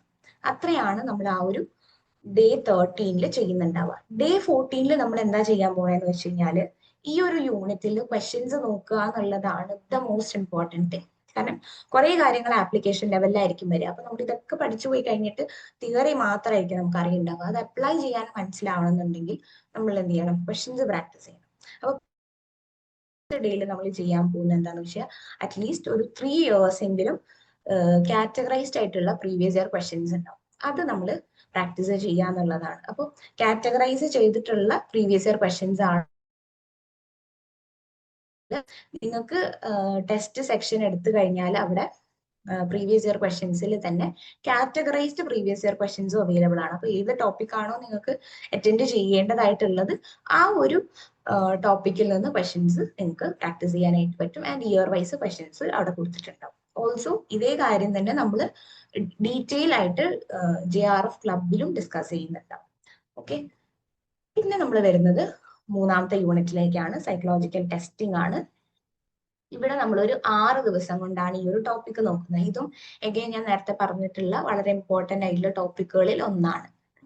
അപ്പൊ 15ാമത്തെ ദിവസമാണ് നമ്മൾ സൈക്കോളജിക്കൽ ടെസ്റ്റിംഗ് എടുക്കുന്നത്. അന്ന് നമ്മൾ നോക്കാൻ പോകുന്നത് nature, types and uses of psychological test. Relatively വളരെ ചെറിയൊരു ടോപ്പിക് ആണ്. അപ്പൊ അന്ന് വേണമെങ്കിൽ നമുക്ക് ടെസ്റ്റ് കൺസ്ട്രക്ഷൻ അന്ന് തന്നെ സ്റ്റാർട്ട് ചെയ്യാം. അത്രയും കാര്യങ്ങളെ നമുക്ക് അന്ന് പഠിക്കേണ്ടതായിട്ട് വരുന്നു. അപ്പൊ അടുത്ത ദിവസം ഡേ 16 നമ്മൾ ചെയ്യുന്നത് ടെസ്റ്റ് കൺസ്ട്രക്ഷൻ. അതിന് അണ്ടറിൽ വരുന്ന ഐറ്റം റൈറ്റിംഗ്, ഐറ്റം അനാലിസിസ് പോലെയുള്ള ഡിഫറെന്റ് കാര്യങ്ങൾ മനസ്സിലാക്കുക. നേരത്തെ നമ്മൾ ക്വസ്റ്റനിൽ കണ്ടിരുന്നല്ലോ, ടെസ്റ്റ് കൺസ്ട്രക്ഷനിൽ ബേസിക്കലി ചോദിക്കുന്നത് അതിന്റെ ഒരു ഓർഡർ ആണ്, ടൂൾ ഡെവലപ്മെന്റിന്റെ സീക്വൻസ് ആണ്. അപ്പൊ അത് മനസ്സിലാക്കുന്ന രീതിയിലും കൂടെ കാര്യങ്ങൾ അറേഞ്ച് ചെയ്ത് പഠിക്കുക എന്നുള്ളതാണ്. പിന്നെ വരുന്നത് ഡേ 17 ആണ്. അന്ന് നമ്മൾ ടെസ്റ്റ് സ്റ്റാൻഡർഡൈസേഷന്റെ അണ്ടറിൽ വരുന്ന മെത്തേഡ്സ് ആയിട്ടുള്ള റിലയബിലിറ്റി, വാലിഡിറ്റി, അതുപോലെ തന്നെ നോംസ്. ഈ റിലയബിലിറ്റിയുടെയും വാലിഡിറ്റിയുടെയും അണ്ടറിൽ നമുക്ക് ഡിഫറെന്റ് ടൈപ്സ് വരുന്നുണ്ട്. അപ്പൊ ആ ടൈപ്സും കൂടി ആയിരിക്കും നമ്മൾ അന്നേ ദിവസം നോക്കുന്നുണ്ടാവുക. പിന്നെ വരുന്നത് ഡേ 18 ആണ്. ഡേ 18 നമ്മൾ ഏരിയാസ് ഓഫ് ടെസ്റ്റിംഗ് ആണ് എടുക്കുന്നത്. അപ്പൊ അത് തന്നെ ഈ ടെസ്റ്റുകൾ നമ്മൾ എവിടേക്ക് അപ്ലൈ ചെയ്യുന്നു. ഇന്റലിജൻസ് ടെസ്റ്റുകളുണ്ട്, ആപ്റ്റിറ്റ്യൂഡ് ടെസ്റ്റുകളുണ്ട്, ക്രിയേറ്റിവിറ്റി ടെസ്റ്റുകളുണ്ട്, മറ്റു ന്യൂറോ സൈക്കോളജിക്കൽ ടെസ്റ്റുകളും പേഴ്സണാലിറ്റി അസസ്മെന്റ്സ് ഒക്കെ ഉണ്ട്. അപ്പോൾ ഡിഫറെന്റ് യൂണിറ്റ്സിൽ നിന്നുള്ള ടെസ്റ്റുകളുടെയും കൂടെ ആസ്പെക്ട്സ് ഈ ഒരു ദിവസം നമ്മൾ കവർ ചെയ്യുന്നുണ്ടാവും. പിന്നെ വരുന്നത് ഡേ 19 ആണ്. അന്ന് നമ്മൾ different types of attitude scales ആയിരിക്കും നോക്കുന്നുണ്ടാവുക. അതായത് സെമാന്റിക് ഡിഫറൻഷ്യൽ ഉണ്ട്, ലിക്കേർഡ് സ്കെയിൽ ഉണ്ട്, സ്റ്റേപ്പിൾ സ്കെയിൽ ഉണ്ട്, കമ്പ്യൂട്ടർ ബേസ്ഡ് ടെസ്റ്റിംഗ് ഉണ്ട്. അങ്ങനെ വേറെയും ഡിഫറെന്റ് ടൈപ്സ് ഓഫ് സ്കെയിൽസ് വന്നിട്ടുണ്ട്. അപ്പൊ അതായിരിക്കും നമ്മൾ 19ാമത്തെ ദിവസം നോക്കുന്നുണ്ടാവുക. അതായത് സൈക്കോളജിക്കൽ ടെസ്റ്റിംഗിന്റെ 5ാമത്തെ ദിവസമാണ്. ഡേ 20 പോകുന്ന സമയത്ത് ഇതിന്റെ തന്നെ ആപ്ലിക്കേഷൻസ് ഓഫ് ടെസ്റ്റിംഗ്, അതായത് clinical, educational, counselling, military, organisational സെറ്റിംഗ്സിലുള്ള അതിന്റെ ആപ്ലിക്കേഷൻ എങ്ങനെയാണെന്നാണ് മനസ്സിലാക്കുന്നത്. അത് വളരെ ഈസി ആയിട്ടുള്ള ടോപ്പിക്കാണ്. അങ്ങനെ എക്സാമിന് ക്വസ്റ്റ്യൻസ് വരുന്ന ഒരു ടൈപ്പ് ഓഫ് ഏരിയ അല്ല. അപ്പൊ അതുകൊണ്ട് തന്നെ നിങ്ങൾക്ക് അതിന് മുൻപുള്ള ദിവസത്തിൽ എന്തെങ്കിലും പെൻഡിങ് ഉണ്ടെങ്കിൽ അത് ആ ഒരു ദിവസത്തിൽ നോക്കാനും കുറച്ച് ക്വസ്റ്റ്യൻസ് പ്രാക്ടീസ് ചെയ്യാനും ഒക്കെ ആ ഒരു ഫൈനൽ ഡേ 20 നിങ്ങൾക്ക് യൂസ് ചെയ്യാനായിട്ട് പറ്റും. ഇനി നമ്മൾ ബയോളജിക്കൽ ബേസിസ് ഓഫ് ബിഹേവിയർ ആണ് നോക്കുന്നത്. അപ്പൊ അന്ന് നമുക്ക് ആ ഒരു ടോപ്പിക്കിൽ നമുക്ക് എത്ര ഡേയ്സ് ഉണ്ട് നോക്കാം. 5 ദിവസത്തിലാണ് നമ്മൾ ഈ ഒരു ടോപ്പിക് കംപ്ലീറ്റ് ചെയ്യാനായിട്ട് ഉദ്ദേശിക്കുന്നത്. ഓക്കെ, അപ്പൊ ഇതും എഗെയിൻ ഞാൻ നേരത്തെ പറഞ്ഞിരുന്ന വളരെ ഇമ്പോർട്ടന്റ് ആയിട്ടുള്ള ടോപ്പിക്കുകളിൽ പെട്ടിട്ടുള്ള ഒരു ടോപ്പിക്കാണിത്. അപ്പൊ ഇതിനും നല്ല ഇമ്പോർട്ടൻസ് കൊടുത്ത് തന്നെ പഠിക്കണം. പ്രീവിയസ് ഇയർ ക്വസ്റ്റ്യൻസ് ഒക്കെ നോക്കിയിട്ട് വേണം പഠിക്കാൻ. അപ്പൊ ആദ്യത്തെ ദിവസം നമ്മൾ നോക്കുന്നത് ന്യൂറോൺസിന്റെ structure, function, synaptic transmission and also neuro transmitters. കുറച്ച് ഡിഫറെന്റ് ന്യൂറോ ട്രാൻസ്മിറ്റേഴ്സ്, അതിന്റെ ഫങ്ഷനിങ്, സ്ട്രക്ചർ, അങ്ങനെയുള്ള കുറച്ച് ആസ്പെക്ട്സ് ആയിരിക്കും അവിടെ വരുന്നുണ്ടാവുക. ഇത്രയും കാര്യങ്ങളാണ് ഡേ 21 നിങ്ങൾ നോക്കുന്നുണ്ടാവുക. Day 22 nervous system, CNS, PNS, brain lobes, അതുപോലെ തന്നെ ന്യൂറോപ്ലാസ്റ്റിസിറ്റി, ഇത്രയും കാര്യങ്ങളായിരിക്കും നോക്കുന്നുണ്ടാവുക. ഇത് വളരെ ഇമ്പോർട്ടന്റ് ആയിട്ടുള്ള ഒരു ഭാഗമാണ്. നെർവസ് സിസ്റ്റം എന്ന് പറയുന്നതിന്റെ ഡിഫറെന്റ് ഏരിയാസിന്റെ ഫങ്ഷൻസ് എന്തൊക്കെയാണ്, CNS തന്നെ വരുന്ന സബ് ഡിവിഷൻസ് എന്തൊക്കെയാണ്, PNS വരുന്ന സബ് ഡിവിഷൻസ് എന്തൊക്കെയാണ്, അതിന്റെ ഫങ്ഷൻസ് എന്തൊക്കെയാണ് എന്നുള്ളത്. പിന്നെ ഡേ 23 ആണ്. അവിടെ നമ്മൾ sensory systems and methods of physiological psychology. Again ഇത് വളരെ ഇമ്പോർട്ടന്റ് ആണ്. ഈ ഒരു methods of physiological psychology, invasive and non invasive ആയിട്ടുള്ള മെത്തേഡ്സ് ഏതൊക്കെയാണ്, ലീഷൻ ടെക്നീക്സ് ഉണ്ട്, അതെല്ലാമാണ് അവിടെ വരുന്നത്. പിന്നെ വരുന്നത് ഡേ 24. ഡേ 24 നമ്മൾ basic biological basis of motivation and emotion, അതിൽ തന്നെ hunger, thirst, sets, limbic system and hormones ആണ് വരുന്നത്. ഇത് ഇമ്പോർട്ടന്റ് ആയിട്ടുള്ള ടോപ്പിക്കാണ്, പക്ഷെ ഒരു വലിയ ടോപ്പിക് അല്ല. അപ്പൊ അതുകൊണ്ട് വേണമെങ്കിൽ നിങ്ങൾക്ക് അതിന് മുൻപുള്ള ദിവസത്തെ പെൻഡിങ് ഉണ്ടെങ്കിലോ അല്ലെങ്കിൽ അടുത്ത ദിവസം പഠിക്കാനുള്ള കാര്യങ്ങളോ ഈ ഒരു ഡേയിലേക്ക് ഇൻക്ലൂഡ് ചെയ്യാൻ പറ്റുന്നതാണ്. ഡേ 25 നമ്മൾ genetics and behaviour, chromosomal anomalies ഉണ്ട്, ട്വിൻ ആൻഡ് അഡോപ്ഷൻ സ്റ്റഡീസ് ഉണ്ട്. ഇത്രയും കാര്യങ്ങളായിരിക്കും ഡേ 25 നിങ്ങൾ നോക്കുന്നുണ്ടാവുക. പിന്നെ നമ്മൾ attention perception, learning, memory, forgetting, unit 5 ഇത്രയും ടോപ്പിക്സ് ആണുള്ളത്. ഞാൻ നേരത്തെ കാണിച്ചിരുന്നു, ഇതൊന്നും അത്ര ഇമ്പോർട്ടന്റ് ആയിട്ടുള്ള ടോപ്പിക് അല്ല. അപ്പൊ നമ്മളത് ഓരോ ടോപ്പിക്കും ജസ്റ്റ് 2 or 3 ഡേയ്സ് വെച്ചിട്ട് കംപ്ലീറ്റ് ചെയ്യാനാണ് ഉദ്ദേശിക്കുന്നത്. അപ്പൊ അറ്റൻഷൻ നമ്മൾ ഡേ 26 എടുക്കുന്നു. അതിന്റെ ഫോംസ്, അതിന്റെ മോഡൽസ്, അത് മാത്രമാണ് അറ്റൻഷനിലുള്ളത്. കുറച്ച് എക്സ്ട്രാ കോൺസെപ്റ്റ്സും വരുന്നുണ്ട്, കുറച്ച് 1-2 കോൺസെപ്റ്റ്സ് വരുന്നുണ്ട്. അത് മാത്രമാണ് അറ്റൻഷൻ്റെ അണ്ടറിൽ നിങ്ങൾക്ക് ഉള്ളത്. ഡേ 27 നിങ്ങൾ പെർസെപ്ഷൻ, അതിൽ തന്നെ gestalt laws, constancy, illusions, motivation and learning and perception, ഇത്രയും കാര്യങ്ങളാണ് വരുന്നത്. ആൻഡ് ഡേ 28 അതിൽ തന്നെ ഈ ഒരു ടോപ്പിക്കിൽ ഇമ്പോർട്ടന്റ് ആയിട്ടുള്ള സിഗ്നൽ ഡിറ്റക്ഷൻ തിയറി നോക്കുന്നത്. ഇത് വളരെ ഇമ്പോർട്ടന്റ് ആയിട്ടുള്ള ഒരു തിയറിയാണ്, റിപ്പീറ്റഡ് ആയിട്ട് ക്വസ്റ്റ്യൻസ് വരാറുണ്ട്. പിന്നെ subliminal perception, information processing approach കഴിഞ്ഞു, ആ ഒരു ടോപ്പിക്ക് കഴിഞ്ഞു. പിന്നെ നമ്മൾ എന്ത് ചെയ്യാണ്, ലേണിംഗിലേക്ക് മൂവ് ചെയ്യാണ്.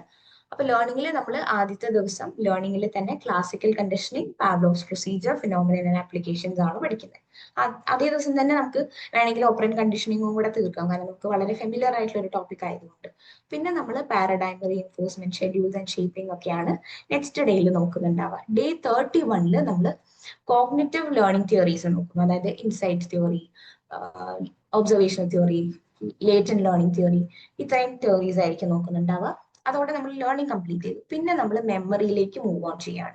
മെമ്മറി പഠിക്കാൻ നമുക്ക് 2 ദിവസം മതി. ഇമ്പോർട്ടൻ്റ് ആയിട്ടുള്ള കുറച്ച് തിയറീസ് ഉണ്ട്, കുറച്ച് കോൺസെപ്റ്റ്സും ഉണ്ട്, കുറച്ച് റിസർച്ചസ് ചെയ്തിട്ടുണ്ട്, എക്സ്പെരിമെന്റ്സ് ഉണ്ട്, അത് മാത്രമാണ് ഉള്ളത്. അപ്പൊ അത് നമ്മൾ ഡേ 32 പ്രോസസ്സസ്, സ്റ്റേജസ്, അങ്ങനെയുള്ള കാര്യങ്ങൾ കംപ്ലീറ്റ് ചെയ്യുന്നു.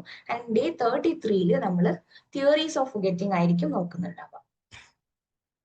പിന്നെ നമ്മൾ യൂണിറ്റ് 6 വരികയാണ്, തിങ്കിങ്, ഇന്റലിജൻസ് ആൻഡ് ക്രിയേറ്റിവിറ്റി. ഇതും അഗൈൻ ഞാൻ നേരത്തെ പറഞ്ഞിട്ടുള്ള അത്ര ഇമ്പോർട്ടന്റ് അല്ലാത്ത ഒരു ടോപ്പിക്കാണ്. അപ്പൊ അത് നമ്മൾ പഠിക്കുന്നുണ്ട്, ഇത്തിരി ലെങ്തി ആയിട്ടുള്ള ടോപ്പിക്കാണ്. പക്ഷെ അത് പഠിക്കുന്ന സമയത്ത് നിങ്ങൾ ജസ്റ്റ് ആ കോൺസെപ്റ്റ് പഠിച്ചു പോവാന്നുള്ളതിനപ്പുറം ഒരുപാട് ഡെപ്തിലേക്ക് നോക്കേണ്ടതായിട്ട് വരുന്നില്ല. അപ്പോൾ ആദ്യം നമ്മൾ theoretical perspectives on thinking, associationism, gestalt information processing ഒക്കെ നോക്കുന്നു. ഇവിടെ പല കാര്യങ്ങളും ഓവർലാപ്പ് ചെയ്ത് വരുന്നുണ്ട്. നേരത്തെ നമ്മൾ പെർസെപ്ഷനിൽ നോക്കിയിട്ടുള്ള കാര്യങ്ങളൊക്കെ ഇവിടെ വരുന്നുണ്ട്. അപ്പൊ അതൊക്കെ നമുക്ക് കുറച്ചും കൂടെ ഫാസ്റ്റ് ആയിട്ട് നോക്കി പോയി അടുത്ത കോൺസെപ്റ്റിലേക്ക് മൂവ് ചെയ്യാൻ ഹെൽപ്പ് ചെയ്യുന്ന കാര്യങ്ങളാണ്. പിന്നെ ഡേ 35 നമ്മൾ കോൺസെപ്റ്റ് ഫോർമേഷൻ ബേസ് ചെയ്തിട്ടുള്ള കാര്യങ്ങൾ വായിക്കുന്നു. റൂൾസ് ഉണ്ട്, ടൈപ്സ് ആൻഡ് സ്ട്രാറ്റജീസ് ഉണ്ട്, റീസണിങ് ആൻഡ് പ്രോബ്ലം സോൾവിംഗ് വരുന്നുണ്ട്. ഡേ 36 നമ്മൾ decision making, metacognition and language, അതുപോലെ തന്നെ തോട്ട് റിലേഷൻഷിപ്പ് ആയിരിക്കും നോക്കുന്നുണ്ടാവുക. ഡേ 37 നമ്മൾ ഇന്റലിജൻസ് സ്റ്റാർട്ട് ചെയ്യാണ്. അവിടെ നമ്മൾ സ്പിയർമന്റെ, തേഴ്സ്റ്റന്റെ, കാറ്റലിന്റെ, ഗാർഡനറിന്റെ, സ്റ്റേൺബർഗിന്റെ, ഗോൾഡ്മാന്റെ കുറച്ച് ഇമ്പോർട്ടന്റ് ആയിട്ടുള്ള തിയറീസ് ഉണ്ടല്ലോ, അത് നോക്കുക എന്നുള്ളതാണ് അവിടെ ഇമ്പോർട്ടന്റ്. അപ്പോൾ അത് ആ ഒരു ദിവസം കംപ്ലീറ്റ് ചെയ്തിട്ടുണ്ടെങ്കിൽ പിന്നെ നമുക്ക് നെക്സ്റ്റ് ഡേ ക്രിയേറ്റിവിറ്റി റിലേറ്റഡ് ആയിട്ടുള്ള തിയറീസും ഇന്റലിജൻസും ക്രിയേറ്റിവിറ്റിയും തമ്മിലുള്ള റിലേഷൻഷിപ്പും നോക്കാം. അത്രയാണ് ആ ഒരു ലാസ്റ്റ് ഡേയിൽ വരിക. പിന്നെ നമ്മൾ personality, motivation, emotion, stress and coping. Again ഇത് അത്ര ഇമ്പോർട്ടന്റ് ആയിട്ടുള്ള ഒരു ടോപ്പിക് അല്ല. അപ്പൊ ഇവിടെ നമ്മൾ ഒരുപാട് ടൈം ഇൻവെസ്റ്റ് ചെയ്യേണ്ടതില്ല. ഇൻവെസ്റ്റ് ചെയ്യുന്ന സമയം തന്നെ അതിന്റെ ഇമ്പോർട്ടന്റ് ആയിട്ടുള്ള തിയറീസ് ഉണ്ടെങ്കിൽ, ഇമ്പോർട്ടന്റ് ആയിട്ടുള്ള കോൺസെപ്റ്റ്സ് ഉണ്ടെങ്കിൽ അത് മനസ്സിലാക്കുക എന്നുള്ളത് മാത്രമാണ് നിങ്ങൾ ചെയ്യേണ്ടത്. അപ്പൊ ആദ്യത്തെ ദിവസം നമ്മൾ പേഴ്സണാലിറ്റി ആണ് എടുക്കുന്നത്, അപ്രോച്ചസ് ടു പേഴ്സണാലിറ്റി. അതിൽ തന്നെ psycho analytic, neo Freudian, trait type theories, അതുപോലെ തന്നെ സോഷ്യൽ ലേണിംഗ് ആണ് കവർ ചെയ്യുക. ഡേ 40 നിങ്ങൾ cognitive, humanistic, existential and transpersonal perspectives ആയിരിക്കും കവർ ചെയ്യുക. അത്ര മതി. പേഴ്സണാലിറ്റി വളരെ ലെസ് ഇമ്പോർട്ടന്റ് ആയിട്ടുള്ള ഒരു ടോപ്പിക്കാണ്. അപ്പൊ ആ 2 ദിവസത്തിൽ പഠിക്കുന്ന കാര്യങ്ങൾ വെച്ചിട്ട് അത് സമപ്പ് ചെയ്യുക എന്നുള്ളതാണ്. പിന്നെ നമ്മൾ മോട്ടിവേഷനിലേക്ക് മൂവ് ചെയ്യാണ്. അവിടെ നമ്മൾ ജസ്റ്റ് 2 ഡേയ്സേ ഇൻവെസ്റ്റ് ചെയ്യുന്നുള്ളൂ. മോട്ടിവേഷനിലെ കോൺസെപ്റ്റ്സ്, നീഡ്സ്, ഡ്രൈവ്സ്, ഇൻസെന്റീവ്സ്, അതുപോലെ തന്നെ എന്താണ് മോട്ടിവേഷൻ സൈക്കിളിൽ വരുന്ന കോമ്പണൻസ്, അതിന്റെ ഓർഡർ എന്താണെന്ന് മനസ്സിലാക്കുക. നെക്സ്റ്റ് നമ്മൾ ഡേ 42 തിയറീസ് ഓഫ് മോട്ടിവേഷൻ ആയിരിക്കും നോക്കുന്നുണ്ടാവുക. അതും അഗൈൻ നമുക്ക് അറിയുന്ന വളരെ ഇമ്പോർട്ടന്റ് ആയിട്ടുള്ള കുറച്ച് തിയറീസ് ഉണ്ട്, അതാണ് നോക്കേണ്ടത്. സൈക്കോ അനലിറ്റിക്, എഥോളജിക്കൽ, കോഗ്നിറ്റീവ്, അതുപോലെ തന്നെ ഹ്യൂമനിസ്റ്റിക് ആയിട്ടുള്ള തിയറീസ്. ഡേ 43 നമ്മൾ എന്ത് ചെയ്യുന്നു, ഇമോഷൻസ് എടുക്കുന്നു. ഇമോഷൻ എന്ന് പറയുന്നത് വളരെ സ്മോൾ ആയിട്ടുള്ള ഒരു യൂണിറ്റ് ആണ്. ജസ്റ്റ് ആ ഇമോഷന്റെ കുറച്ച് തിയറീസും അതുപോലെ തന്നെ ഇമോഷൻ റെഗുലേഷൻ എന്ന് പറയുന്ന ഒരു എക്സ്ട്രാ ടോപ്പിക് വരുന്നുണ്ട്, അത് മാത്രമാണ്. പിന്നെ ബേസിക് ഇമോഷൻസിന്റെ ഒരു ചാർട്ട് ഉണ്ട്, അത് മാത്രമാണ് നമ്മൾ അവിടെ പഠിക്കേണ്ടതായിട്ട് വരുന്നത്. ആൻഡ് ഡേ 44 വരുന്ന സമയത്ത് നമുക്ക് സ്ട്രെസ് ആൻഡ് കോപ്പിംഗ് സ്റ്റാർട്ട് ചെയ്യാം. അതും എഗൈൻ സ്മോൾ ടോപ്പിക് ആണ്. എന്താണ് ടൈപ്പ്, അതുപോലെ തന്നെ അതിന്റെ മോഡൽസ് എന്തൊക്കെയാണ്, എന്തൊക്കെ ഡിഫറെന്റ് സ്ട്രാറ്റജീസ് യൂസ് ചെയ്യാൻ പറ്റും, അത് ജസ്റ്റ് നമുക്ക് മനസ്സിലാക്കേണ്ടതായിട്ടുള്ള കാര്യങ്ങൾ മാത്രമാണ്. എന്താണ് bio feedback, meditation, mindfulness, PMR എന്നൊക്കെയാണ് എന്നുള്ള രീതിയിലുള്ള കാര്യങ്ങൾ മനസ്സിലാക്കുക. And this unit is done. അപ്പൊ ഞാൻ പറഞ്ഞത് ഓർക്കുക, ഇത് അത്ര ഇമ്പോർട്ടൻസ് കൊടുക്കേണ്ട, സ്ട്രെസ് കൊടുക്കേണ്ട യൂണിറ്റ് അല്ല. പിന്നെ വരുന്നത് വളരെ ഇമ്പോർട്ടന്റ് ആയിട്ടുള്ള ഒരു യൂണിറ്റ് ആണ് സോഷ്യൽ സൈക്കോളജി. ഇവിടെ നമ്മൾ അത്യാവശ്യം ടൈമും എനർജിയും ഇൻവെസ്റ്റ് ചെയ്ത് തന്നെയാണ് പഠിക്കേണ്ടത്. അപ്പൊ ഡേ 45 നമ്മൾ ഈ ഒരു ടോപ്പിക് നോക്കുമ്പോൾ nature, scope and history of social psychology, field theory, അതുപോലെ തന്നെ കോഗ്നിറ്റീവ് ഡിസണൻസ്, ഇത്രയും കാര്യങ്ങളായിരിക്കും നമ്മൾ സോഷ്യൽ സൈക്കോളജിയുടെ ആദ്യത്തെ ദിവസത്തിൽ നോക്കുന്നുണ്ടാവാം. പിന്നെ നമ്മൾ ഡേ 46 സോഷ്യൽ പെർസെപ്ഷൻ, ആട്രിബ്യൂഷന് തന്നെ ഡിഫറെന്റ് തിയറീസ് വരുന്നുണ്ട്. ഹേഡറിന്റെ ഉണ്ട്, കെല്ലിയുടെ ഉണ്ട്, ആൻഡ് വെയ്നറിന്റെ തിയറി ഉണ്ട്. ഇത് മൂന്നും നോക്കുക. പിന്നെ നമ്മൾ ആറ്റിറ്റ്യൂഡ് ഫോർമേഷനും ആറ്റിറ്റ്യൂഡ് ചേഞ്ചും ആയിരിക്കും നോക്കുക. ഇതൊക്കെ വളരെ ഇമ്പോർട്ടന്റ് ആണ് കേട്ടോ. ഈ ഒരു യൂണിറ്റ്സിൽ ഏതൊക്കെ ഇമ്പോർട്ടന്റ് ആണെന്ന് ചോദിച്ചാൽ എല്ലാം ഇമ്പോർട്ടന്റ് ആണെന്ന് പറയേണ്ടി വരും. എല്ലാത്തിൽ നിന്നും എല്ലാ ടോപ്പിക്കുകളെ ബേസ് ചെയ്തിട്ടും പല രീതിയിലുള്ള ക്വസ്റ്റ്യൻസ് വരാറുണ്ട്. അപ്പൊ അത് എങ്ങനെ വരുന്നു എന്നുള്ളത് മനസ്സിലാക്കാൻ നിങ്ങൾ പ്രീവിയസ് ഇയർ ക്വസ്റ്റ്യൻസ് നോക്കണം. പിന്നെ നമ്മൾ ഡേ 47 വരുമ്പോൾ അവിടെ നമ്മൾ സോഷ്യൽ ഇൻഫ്ലുവൻസ്, അതിൽ തന്നെ കൺഫോമിറ്റി, കംപ്ലയൻസ്, ഒബീഡിയൻസ്, പെർസ്വേഷൻ, ഇത് അഗൈൻ വെരി ഇമ്പോർട്ടന്റ് ടോപ്പിക് ആണ്. ഗ്രൂപ്പ് ഡൈനാമിക്സ്, ഗ്രൂപ്പ് ബേസ് ചെയ്തിട്ടുള്ള ക്വസ്റ്റ്യൻസ് ഞാൻ നേരത്തെ കാണിച്ചു തന്നിട്ടുണ്ടായിരുന്നല്ലോ. അപ്പൊ ഇതൊക്കെ ഒരുപാട് തവണ റിപ്പീറ്റ് ചെയ്ത് വരുന്ന കാര്യങ്ങളാണ്. കൺഫോമിറ്റിയും കംപ്ലയൻസും ഒക്കെ അതിന്റെ അണ്ടറിൽ വരുന്ന ടെക്നീക്സ് ഉണ്ട്. Door in the face, foot in the door എന്നൊക്കെ പറയുന്ന ടെക്നീക്സ് ഉണ്ട്. അതൊക്കെ ബേസ് ചെയ്തിട്ടുള്ള ക്വസ്റ്റ്യൻസ് റിപ്പീറ്റഡ് ആയിട്ട് വരാറുണ്ട്. പിന്നെ ഡേ 48 നമ്മൾ എഗ്രഷൻ, ഇന്റർ ഗ്രൂപ്പ് റിലേഷൻസ്, അതിൽ തന്നെ റിയലിസ്റ്റിക് കോൺഫ്ലിക്ട് തിയറി വളരെ ഇമ്പോർട്ടന്റ് ആണ്. അതിനോട് റിലേറ്റഡ് ആയിട്ട് വരുന്ന റിസർച്ച് ഏതാണ്, സ്റ്റഡീസ് നടന്നിട്ടുള്ളതും ഇമ്പോർട്ടന്റ് ആണ്. പിന്നെ social identity theory, equity theory, exchange theory, ഇതും ഇമ്പോർട്ടന്റ് ആണ്. അതിൽ തന്നെ ഏറ്റവും ഇമ്പോർട്ടന്റ് ആയിട്ടുള്ളത് റിയലിസ്റ്റിക് കോൺഫ്ലിക്ട് തിയറിയാണ്. പിന്നെ വരുന്നത് ഡേ 49 ലാസ്റ്റ് ഡേ ആണ്. അന്ന് നമ്മൾ അപ്ലൈഡ് സോഷ്യൽ സൈക്കോളജി ആണ് നോക്കുക. ഇത് അത്ര ഇമ്പോർട്ടന്റ് ആയിട്ടുള്ള ഒരു ഏരിയ അല്ല. അങ്ങനെ ഒരുപാട് ക്വസ്റ്റ്യൻസ് ഇന്ന് വരാറില്ല. പിന്നെയും ക്വസ്റ്റ്യൻസ് വരാറുള്ളത് അതിന്റെ തന്നെ ഹെൽത്ത് ആസ്പെക്റ്റിലായിരിക്കും. Environment, law, personal space, crowding base ചെയ്തിട്ടുള്ള ക്വസ്റ്റ്യൻസ് വളരെ കുറവാണ്. അപ്പൊ നിങ്ങൾക്ക് എന്ത് ചെയ്യാം, മുൻപുള്ള ദിവസങ്ങളിൽ എന്തെങ്കിലും ക്യാരി ഫോർവേഡ് ചെയ്തിട്ടുണ്ടെങ്കിൽ അതും കൂടെ ഈ ദിവസത്തിൽ നോക്കാം. കാരണം അത് ആ ഒരു ടോപ്പിക് അത്ര ഇമ്പോർട്ടന്റും അല്ല, അധികം അത്ര പഠിക്കാനില്ലാത്തൊരു ഏരിയ ആണ്. അപ്പോൾ ഈ ഒരു ഇത്രയും ഈ 5 ദിവസത്തിൽ നിങ്ങൾക്ക് ഈ ഒരു സോഷ്യൽ സൈക്കോളജി കംപ്ലീറ്റ് ചെയ്യാനായിട്ട് പറ്റും. ഇനി അഗൈൻ നമ്മൾ നോക്കുന്നത് വളരെ ഇമ്പോർട്ടന്റ് ആയിട്ടുള്ള ഒരു ടോപ്പിക് ആണ്. ഞാൻ നേരത്തെ കാണിച്ചു തന്നിട്ടുള്ള ടോപ്പിക്കുകളുടെ ഒരു ഓർഡറിൽ ഏറ്റവും മുകളിൽ ഇരുന്നിരുന്നത് ഡെവലപ്മെന്റ് ആൻഡ് ഇന്റർവെൻഷൻസ് ആണ്.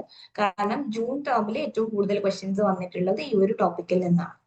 അപ്പൊ ഇവിടെ നമ്മൾ day 50 developmental principles, factors and theories, ഒരുപാട് ഇമ്പോർട്ടന്റ് ആയിട്ടുള്ള തിയറീസ് വരുന്ന ഒരു യൂണിറ്റ് ആണിത്. അപ്പൊ അതിൽ തന്നെ നമുക്ക് psycho analytical, behavioural, cognitive theories ആണ് ഇമ്പോർട്ടന്റ് ആയിട്ട് വരുന്നത്. അതാണ് നമ്മൾ ആദ്യത്തെ ദിവസത്തിൽ കവർ ചെയ്യുന്നത്. ഫാക്ടേഴ്സ് ആൻഡ് ഡെവലപ്മെന്റൽ പ്രിൻസിപ്പിൾസ് ഒന്നും അത്ര ഇമ്പോർട്ടന്റ് അല്ല. അപ്പൊ ബേസിക്കലി നമ്മൾ കവർ ചെയ്യേണ്ടത് തിയറീസ് ആണ്. ഡേ 51 നമ്മൾ ഡെവലപ്മെന്റിന്റെ തന്നെ ഡിഫറെന്റ് ആസ്പെക്ട്സ് വരുന്നുണ്ട്. അതിനോട് റിലേറ്റഡ് ആയിട്ടുള്ള തിയറീസ് വരുന്നുണ്ട്. Cognitive, language, social, emotional, moral, ഇതിന്റെ എല്ലാം ഡിഫറെന്റ് തിയറീസ് വരുന്നുണ്ട്. അതായിരിക്കും ഡേ 51 നമ്മൾ നോക്കുന്നുണ്ടാവുക. അതിൽ കുറച്ച് തിയറീസ് വേണമെങ്കിൽ നമുക്ക് ഡേ 50 നോക്കാം, കാരണം അവിടെ തിയറീസ് മാത്രമാണെന്ന് നോക്കാനുള്ളത്. ഡേ 52 നമ്മൾ ഇന്റർവെൻഷൻസ് പാർട്ട് സ്റ്റാർട്ട് ചെയ്യാണ്. സൈക്കോപെത്തോളജി, എഗൈൻ ഇന്റർവെൻഷൻ പാർട്ടിൽ ഓൾദോ സൈക്കോപെത്തോളജി എന്ന് പറയുന്നത് നമ്മുടെ സിലബസിൽ ഇതുപോലെ MSc ക്ലാസിഫിക്കേഷൻ, കോഴ്സസ് എന്നൊക്കെ പറഞ്ഞു കൊടുത്തിട്ടുണ്ടെങ്കിൽ പോലും ഒരുപാട് ക്വസ്റ്റ്യൻസ് കൂടുതലും വരാറുള്ളത് തെറപ്പിയിൽ നിന്നും കൗൺസിലിംഗിൽ നിന്നുമാണ്. അപ്പൊ നിങ്ങൾ എല്ലാ തെറപ്യൂട്ടിക് അപ്രോച്ചസ് നോക്കുക. അതുപോലെ തന്നെ കൗൺസിലിംഗിൽ വരുന്ന ബേസിക് ആയിട്ടുള്ള ടെക്നീക്സും പ്രോസസ്സുകളും സ്കില്ലുകളും ഒക്കെയാണ് മെയിൻ ആയിട്ട് നോക്കേണ്ടത്. സ്കൂൾ ഗൈഡൻസ് ഒന്നും അങ്ങനെ വരുന്ന ടോപ്പിക് അല്ല. അപ്പൊ തെറപ്പി അപ്രോച്ചസ് നോക്കുക. പ്രത്യേകിച്ച് കുറച്ച് പോസ്റ്റ് മോഡേൺ ആയിട്ട് വരുന്ന തെറപ്പി അപ്രോച്ചസ് ഒക്കെ ഉണ്ടല്ലോ, ചിലപ്പോൾ നമ്മൾ അധികം കേട്ടിട്ടില്ലാത്ത അങ്ങനത്തെ ടൈപ്പ്, SFBT പോലെയുള്ള ടൈപ്പ്, ഡയലക്റ്റിക്കൽ ബിഹേവിയർ തെറപ്പി, അങ്ങനെയുള്ള കുറച്ച് ടൈപ്സ് നോക്കുക എന്നുള്ളതാണ് ഈ ഒരു ടോപ്പിക്കിൽ ഇമ്പോർട്ടന്റ് ആയിട്ടുള്ള കാര്യം. റിയാലിറ്റി തെറപ്പി ഒക്കെ ഉണ്ട്. അത് കുറച്ച് റിപ്പീറ്റഡ് ആയിട്ട് വരുന്ന ഒരു കോൺസെപ്റ്റ് ആണ് റിയാലിറ്റി തെറപ്പി എന്ന് പറയുന്നത്. അപ്പോൾ നിങ്ങൾ ഇപ്പോൾ ഒരു MPhil ഒക്കെ നിങ്ങൾ എൻട്രൻസ് എക്സാമിന് പ്രിപ്പയർ ചെയ്യുന്നുണ്ടെങ്കിൽ അത്ര തന്നെ ഡിഫിക്കൽട്ടി ലെവലിലേക്ക് പോകേണ്ട ഒരു കാര്യമല്ല സൈക്കോപെത്തോളജി എന്ന് പറയുന്നത്. അവിടെ അത്രയ്ക്ക് ഇമ്പോർട്ടൻസ് കൊടുക്കേണ്ടതില്ല. ക്വസ്റ്റ്യൻസ് വരാറുണ്ടെങ്കിൽ തന്നെ വളരെ സർഫസ് ലെവലിൽ എന്താണ് പാനിക്, അതുപോലെ ആൻസൈറ്റി ഒക്കെ റിലേറ്റ് ചെയ്തിട്ടുള്ള ക്വസ്റ്റ്യൻസ് വരാറ്. അപ്പൊ അത് ആ ഒരു രീതിയിൽ ആ ഒരു ഇമ്പോർട്ടൻസ് ലെവലിൽ നോക്കിയാൽ മതി. ലാസ്റ്റ് യൂണിറ്റ് എന്ന് പറയുന്നത് എമർജിംഗ് ഏരിയാസ് ഇൻ ഇന്റഗ്രേഷൻ ആണ്. ഒരു ന്യൂ ഏരിയ ആണ്. നമുക്ക് പൊതുവെ നമ്മൾ ചിലപ്പോൾ ഒരു ഡിഗ്രി അല്ലെങ്കിൽ PG കാലഘട്ടങ്ങളിൽ പഠിക്കാത്ത ടോപ്പിക്സ് വരുന്ന ഒരു ഏരിയ ആണ്. പക്ഷെ ഒരുപാട് ക്വസ്റ്റ്യൻസ് വരുന്ന ഒരു ഏരിയ അല്ല എന്നാൽ. അപ്പൊ അതുകൊണ്ട് തന്നെ 2 ദിവസം മാത്രമാണ് നമ്മൾ അതിൽ നോക്കാനും. ഉദ്ദേശിക്കുന്നത്. അപ്പൊ ആദ്യത്തെ ദിവസം നമ്മൾ കുറച്ച് issues of gender, disability, poverty, migration, stigma and marginalisation, ഇത്രയും ടോപ്പിക്സ് ആവും നോക്കുക. ഇതെല്ലാം നമുക്ക് ബേസിക്കലി ജനറൽ അവയർനെസ്സിലൂടെ അറിയുന്ന കാര്യങ്ങളാണ്. അതുകൊണ്ട് തന്നെ വായിച്ചു കഴിഞ്ഞാൽ പെട്ടെന്ന് ക്യാച്ച് ചെയ്യാൻ പറ്റുന്ന കാര്യങ്ങളാണ്.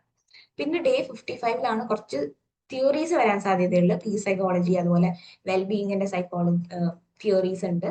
പിന്നെ health psychology, psychology and technology interface. അതിലെ തന്നെ സൈക്കോളജി ആൻഡ് ടെക്നോളജി ഇന്റർഫേസ് എന്ന് പറയുന്ന ആ ഒരു ടോപ്പിക്കിൽ നിന്ന് അഗൈൻ അധികം ക്വസ്റ്റ്യൻസ് വരാറില്ല. അപ്പൊ അവിടെ നിങ്ങൾക്ക് എന്ത് ചെയ്യാം, വെൽബീയിങ്ങിന്റെ തിയറീസും പീസ് സൈക്കോളജിന്റെ അണ്ടറിൽ വരുന്ന കണക്റ്റഡ് ആയിട്ടുള്ള ഏരിയാസും കൂടുതൽ കോൺസെൻട്രേറ്റ് ചെയ്യാൻ പറ്റുന്ന ഒരു ടൈമാണ്. ഓക്കെ, അപ്പൊ ഇത്രയാണ് നമ്മൾ 55 ദിവസത്തിൽ ചെയ്യാൻ ഉദ്ദേശിക്കുന്ന കാര്യങ്ങൾ. നമുക്കിപ്പോ ഇന്നത്തെയും കൂടെ വെച്ച് നോക്കുകയാണെങ്കിൽ 58 ദിവസങ്ങളാണുള്ളത്. അപ്പോൾ നിങ്ങൾക്ക് ഏതെങ്കിലും ഒരു ടോപ്പിക്കിൽ ഒരു എക്സ്ട്രാ ഡേ എടുക്കാനുള്ള ഒരു സ്കോപ്പും കൂടെ ഇപ്പൊ നിങ്ങൾ സ്റ്റാർട്ട് ചെയ്യുകയാണെങ്കിൽ ഉണ്ട് എന്നുള്ളതാണ്. ഓക്കെ, ഇനി ലാസ്റ്റ് ഒരു കാര്യം കൂടെ പറയാം, കട്ട് ഓഫിനെ പറ്റി. അപ്പോൾ നമ്മൾ ഇത്രയും കാര്യം എക്സാമിന്റെ എല്ലാ ആസ്പെക്ട്സിനെ പറ്റിയും ഡിസ്കസ് ചെയ്തിട്ടുണ്ടായിരുന്നു. കട്ട് ഓഫ് എന്ന് പറയുന്ന ഒരു കാര്യത്തിനെ പറ്റി നിങ്ങൾക്ക് എല്ലാവർക്കും അറിയാമെന്ന് വിചാരിക്കുന്നു. എന്നാലും എന്താണ് അത്, എങ്ങനെയാണ് അത് വരുന്നത്, എങ്ങനെയാണ് ഡിറ്റർമിൻഡ് ആകുന്നത് എന്ന് പറഞ്ഞു.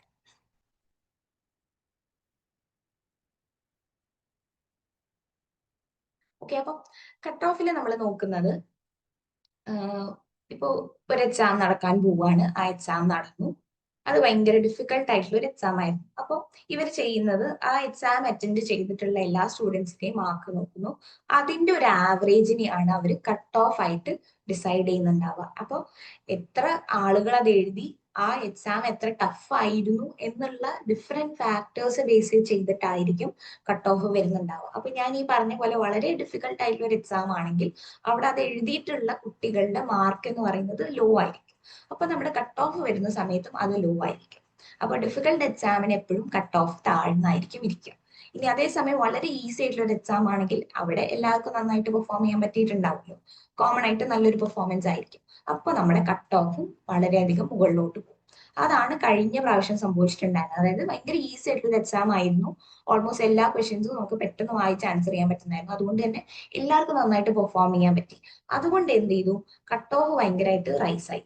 അപ്പൊ എനിക്ക് തോന്നുന്നു JRF തന്നെ നമുക്ക് ജനറൽ കാറ്റഗറിയിൽ 248 എന്തോ ആയിരുന്നു കട്ട് ഓഫ് വന്നിട്ടുണ്ടായിരുന്നത്. അപ്പൊ നമുക്ക് കട്ട് ഓഫ് താഴ്ന്നിരിക്കുന്നതും ഉയർന്നിരിക്കുന്നത് രണ്ടും നമുക്ക് ഒരേപോലെ ചാലഞ്ചിങ് ആണ്. ഉയർന്നാൽ മാത്രമാണ് നമുക്ക് പ്രശ്നം എന്ന് വിചാരിക്കരുത്. താഴ്ന്നിരുന്നാൽ ആ രീതിയിലുള്ള കോമ്പറ്റീഷൻ നമുക്ക് ഉണ്ടാവും, ഉയർന്നു കഴിഞ്ഞാൽ അവിടെയും ഒരു കോമ്പറ്റീഷൻ ഉണ്ട്. എല്ലാ സമയത്തും നമ്മൾ മറ്റുള്ള ആളുകളുമായിട്ട് തന്നെയാണ് കോമ്പീറ്റ് ചെയ്തുകൊണ്ടിരിക്കുന്നത്. അപ്പൊ അത് ഉയർന്നാലും താഴ്ന്നാലും, ഉയർന്നാൽ ചിലപ്പോൾ നമുക്ക് നന്നായിട്ട് സ്കോർ ചെയ്യാൻ പറ്റും, പക്ഷെ അവിടെ അതേസമയം വേറെ ഒരുപാട് പേര് നമ്മളെ പോലെ സ്കോർ ചെയ്യുന്നുണ്ട് എന്നുള്ളതാണ്. അപ്പോൾ താഴ്ന്നിരുന്നാലും ഇത് തന്നെയാണ് അവസ്ഥ. നമ്മുടെ മാർക്ക് കുറവാണെങ്കിൽ പോലും നമ്മളെ പോലെ മാർക്ക് കുറഞ്ഞിട്ടായിരിക്കും എല്ലാവരും ഇരിക്കുന്നുണ്ടാവുക. അപ്പൊ രണ്ടിലും നമ്മുടെ ബെനിഫിറ്റ്സ് സെയിം തന്നെയാണ്. എല്ലാവർക്കും സിമിലർ ആയിട്ടുള്ള സ്കോർ ആയതുകൊണ്ടാണ് ആ കട്ട് ഓഫ് ഡിറ്റർമിൻഡ് ആകുന്നത്. അല്ലാണ്ട് അവരുടെ ഇഷ്ടത്തിന് അവരൊരു കട്ട് ഓഫ് ചൂസ് ചെയ്യുന്നില്ല. ഈ പ്രാവശ്യം ഇത്ര കട്ട് ഓഫ് ആയിരുന്നു, നെക്സ്റ്റ് ടൈം കുറച്ച് കൂട്ടി വെക്കാം എന്ന് പറഞ്ഞുള്ള ഒരു മെത്തേഡ് അല്ല അവിടെ വരുന്നത്. ഓക്കെ, അപ്പൊ ഇതാണ് കട്ട് ഓഫിന്റെ ഒരു കോൺസെപ്റ്റ്. അപ്പോൾ ഇതുകൊണ്ട് തന്നെ നമുക്ക് ഒരിക്കലും അടുത്ത ഡിസംബർ ടേമിലുള്ള കട്ട് ഓഫ് എന്താണെന്ന് പ്രിഡിക്ട് ചെയ്യാൻ പറ്റില്ല. അത് ആ ഒരു എക്സാമിന്റെ ഡിഫിക്കൽട്ടി ലെവൽ അറിഞ്ഞതിന് ശേഷം, എക്സാം കഴിഞ്ഞതിന് ശേഷം മാത്രമാണ് നമുക്ക് ഏകദേശം ഒന്ന് ഗസ് ചെയ്യാനെങ്കിലും പറ്റുള്ളൂ. ഓക്കെ, അത്രയും കാര്യങ്ങളാണ് എനിക്ക് നിങ്ങളോട് ഷെയർ ചെയ്യാനുണ്ടായിരുന്നത്. ഇപ്പൊ ഈ പറഞ്ഞിട്ടുള്ള എന്തെങ്കിലും കാര്യങ്ങളെ ബേസ് ചെയ്തിട്ടുള്ള ഡൗട്ട്സ് നിങ്ങൾക്ക് ഉണ്ടെങ്കിൽ ചോദിക്കാം. അല്ല, ഇനിയിപ്പോ ഞാൻ ഇതിൽ പറയാത്ത തന്നെ എന്തെങ്കിലും കാര്യങ്ങളെ പറ്റി നമ്മുടെ എക്സാമിനെ ബേസ് ചെയ്തിട്ടുള്ള ഡൗട്ട്സ് നിങ്ങൾക്ക് ഉണ്ടെങ്കിൽ അതും ചോദിക്കാം.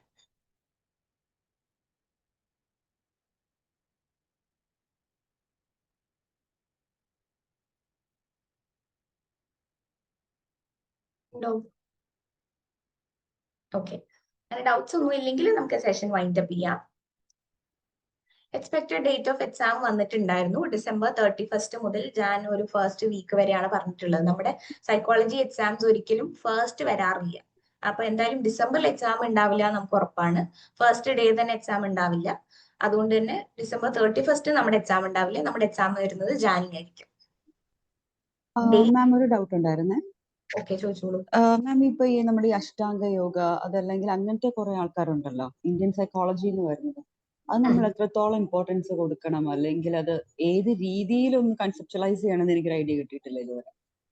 ഓക്കെ, ഇത് ഈ പറഞ്ഞ പോലെ എമർജൻസ് ഓഫ് സൈക്കോളജി എന്ന് പറയുന്ന ഒരു ഇമ്പോർട്ടന്റ് ആയിട്ടുള്ള ടോപ്പിക് ആണ്. അതിൽ തന്നെ നമ്മൾ ഈ ഒരു ക്വസ്റ്റ്യൻ പേപ്പേഴ്സിലെ പാറ്റേൺ നോക്കുകയാണെങ്കിൽ ഓവർ ദ ഇയേഴ്സ് ഇന്ത്യൻ സൈക്കോളജിയിൽ നിന്ന് എസ്പെഷ്യലി കൂടുതൽ ക്വസ്റ്റ്യൻസ് വരുന്നുണ്ട്. വെസ്റ്റേണിൽ നിന്ന് വരുന്നതിനേക്കാൾ കൂടുതൽ ക്വസ്റ്റ്യൻസ് വരുന്നത് ഇന്ത്യൻ സൈക്കോളജിയെ ബേസ് ചെയ്തിട്ടാണ്. അപ്പൊ അത് പഠിക്കാൻ പറ്റുന്ന ഏറ്റവും നല്ല മാർഗം എന്ന് പറയുന്നത് പ്രീവിയസ് ഇയർ ക്വസ്റ്റ്യൻസ് നോക്കിയിട്ട് ഇത്തരത്തിൽ വരുന്ന പലതരം യോഗ ടൈപ്സുകൾ ഉണ്ട്. അല്ലാണ്ട് പല ടൈപ്പ് ക്വസ്റ്റ്യൻസ് വരുന്നുണ്ട് കേട്ടോ. പല ഉപനിഷത്സിൽ വരുന്ന കാര്യങ്ങൾ എന്തൊക്കെയാണ്, പലതരം കോഷാസിന്റെ ക്വസ്റ്റ്യൻസ് വരാറുണ്ട്. അങ്ങനെയുള്ള കാര്യങ്ങളെല്ലാം മനസ്സിലാക്കി ആ കോൺസെപ്റ്റ്സ് നമ്മൾ പഠിച്ചു വെക്കുക എന്നുള്ളതാണ്. കാരണം അത് റിപ്പീറ്റ് ആവുന്നുണ്ട്, ക്വസ്റ്റ്യൻസ് റിപ്പീറ്റ് ആവുന്നില്ലെങ്കിൽ പോലും അത് ഇമ്പോർട്ടന്റ് തന്നെയാണ്. ഇപ്പൊ നമ്മളൊരു 2-3 ക്വസ്റ്റ്യൻ പേപ്പേഴ്സ് എടുത്തിട്ട് മാം ഇപ്പൊ കഴിഞ്ഞ JRF ക്ലബിൽ ചെയ്യുന്ന പോലെ കമ്പൈൻ ചെയ്ത് അങ്ങനെ പഠിക്കാനാണ് ഉദ്ദേശിക്കുന്നത്? അതെ അതെ അതെ. Okay, thank you. അറ്റ്ലീസ്റ്റ് ഒരു 2019 വരെയുള്ള ക്വസ്റ്റ്യൻസ് എങ്കിലും നിങ്ങൾ നോക്കിയിട്ടുണ്ടെങ്കിൽ, നമ്മൾ സാധാരണ എല്ലാ 100 ക്വസ്റ്റ്യൻസ് ഒരുമിച്ച് അറ്റൻഡ് ചെയ്യുന്ന അതിനേക്കാൾ ഏറ്റവും എഫക്റ്റീവ് ആകുന്നത് നമ്മൾ ടോപ്പിക് വൈസ് ക്വസ്റ്റ്യൻസിനെ സെപ്പറേറ്റ് ചെയ്തിട്ട് ആ ക്വസ്റ്റ്യൻസ് യൂണിറ്റ് വൈസ് മാത്രം ഓരോ ഇയർലി നോക്കി കഴിഞ്ഞാൽ ഒരുപാട് ഇൻസൈറ്റ്സ് കിട്ടും. Okay, thank you.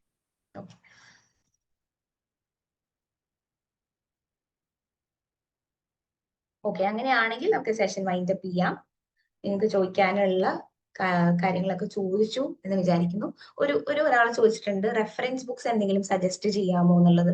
നമ്മൾ സാധാരണ റെഫറൻസ് ടെക്സ്റ്റ് ബുക്കുകൾ പറഞ്ഞാലുള്ള പ്രശ്നം എന്താണെന്ന് വെച്ച് കഴിഞ്ഞാൽ, ഇപ്പോ ബയോളജിക്കൽ ബേസിസ് ഓഫ് ബിഹേവിയർ എടുത്താൽ തന്നെ ഡിഫറെന്റ് ടെക്സ്റ്റ് ബുക്സ് ഉണ്ട്. അപ്പോൾ ഒരു ടെക്സ്റ്റ് ബുക്ക് വായിക്കുമ്പോൾ ഒരു യൂണിറ്റ് അല്ലെങ്കിൽ ഒരു ടോപ്പിക് ആസ്പെക്റ്റിൽ അതിൽ കുറെ കാര്യങ്ങൾ ഉണ്ടാവും. പക്ഷെ വേറൊരു ടോപ്പിക്കിലേക്ക് വരുമ്പോൾ അവിടെ കണ്ടന്റ് കുറവായിരിക്കും. അപ്പൊ അവിടെ നമ്മൾ വേറൊരു ടെക്സ്റ്റ് ബുക്കും കൂടെ റെഫർ ചെയ്യേണ്ടതായിട്ട് വരും. അപ്പൊ അതുകൊണ്ട് തന്നെ ടെക്സ്റ്റ് ബുക്സ് റെഫർ ചെയ്യുന്നത് ഞാൻ ഒരിക്കലും സജസ്റ്റ് ചെയ്യില്ല ഇങ്ങനെ ഒരു എക്സാമിന്. അത് പ്രാക്ടിക്കലി പോസിബിൾ അല്ല. നമുക്ക് അത്രയും ടോപ്പിക്കുകളും യൂണിറ്റ്സും വരുന്നുണ്ട്. നമുക്ക് ചെയ്യാൻ പറ്റുന്ന ഒരു കാര്യം പ്രീവിയസ് ഇയർ ക്വസ്റ്റ്യൻസ് നോക്കുക, അതിൽ നിന്ന് കോൺസെപ്റ്റ്സ് പിക്ക് ചെയ്തിട്ട് ആ കോൺസെപ്റ്റ്സ് കിട്ടുന്ന ഏരിയാസ് എവിടെയാണോ അത് സെർച്ച് ചെയ്ത് പോവുക എന്നുള്ളതാണ് ഏറ്റവും സ്മാർട്ട് ആയിട്ടുള്ള കാര്യം. ChatGPT നല്ലതാണ്, പക്ഷെ യു കാൺ കംപ്ലീറ്റ്ലി ട്രസ്റ്റ്. നിങ്ങൾക്ക് ട്രസ്റ്റ് ചെയ്യാൻ പറ്റുന്ന സോഴ്സുകൾ നോക്കി കഴിഞ്ഞിട്ട് അതിനെ കണക്ട് ചെയ്യാൻ വേണമെങ്കിൽ ChatGPT യൂസ് ചെയ്യാം.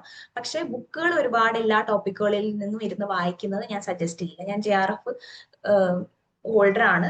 ഞാൻ ഒരു ബുക്കും റെഫർ ചെയ്തിട്ടല്ല എക്സാം ക്രാക്ക് ചെയ്തിട്ടുണ്ടായിരുന്നത്. ഈ പറഞ്ഞ പോലെ പ്രീവിയസ് ഇയർ ക്വസ്റ്റ്യൻസ് ആണ് നോക്കിയിട്ടുണ്ടായിരുന്നത്. സോ അതാണ് എല്ലാ യൂണിറ്റിലും ബെനിഫിഷ്യൽ ആവുന്നുണ്ടാവുക. അപ്പോൾ ഒരു യൂണിറ്റിൽ തന്നെ നമുക്ക് മൾട്ടിപ്പിൾ ടെക്സ്റ്റ് ബുക്സ് നോക്കാനുണ്ടാവും. അപ്പൊ 10 യൂണിറ്റിൽ നമ്മൾ എത്ര ടെക്സ്റ്റ് ബുക്സ് ആണ് റെഫർ ചെയ്യുക? അത് കുറച്ച് ബുദ്ധിമുട്ടാണ്. അതിന്റെ ആവശ്യമില്ല ഈ ഒരു എക്സാമിന്. ഓക്കെ, ചാറ്റ് ബോക്സിൽ എന്ത് ക്വസ്റ്റ്യൻസ് ഉണ്ട് നോക്കട്ടെ. ഓക്കെ, അങ്ങനെയാണെങ്കിൽ സെഷൻ വൈൻഡ് അപ്പ് ചെയ്യാണ്. നിങ്ങൾക്ക് ഈ ഒരു സെഷൻ ബെനിഫിഷ്യൽ ആയി എന്ന് വിചാരിക്കുന്നു. ഡൗട്ട്സ് ഒക്കെ ചോദിച്ചു എന്ന് തന്നെ വിചാരിക്കുന്നു. Thank you all for joining.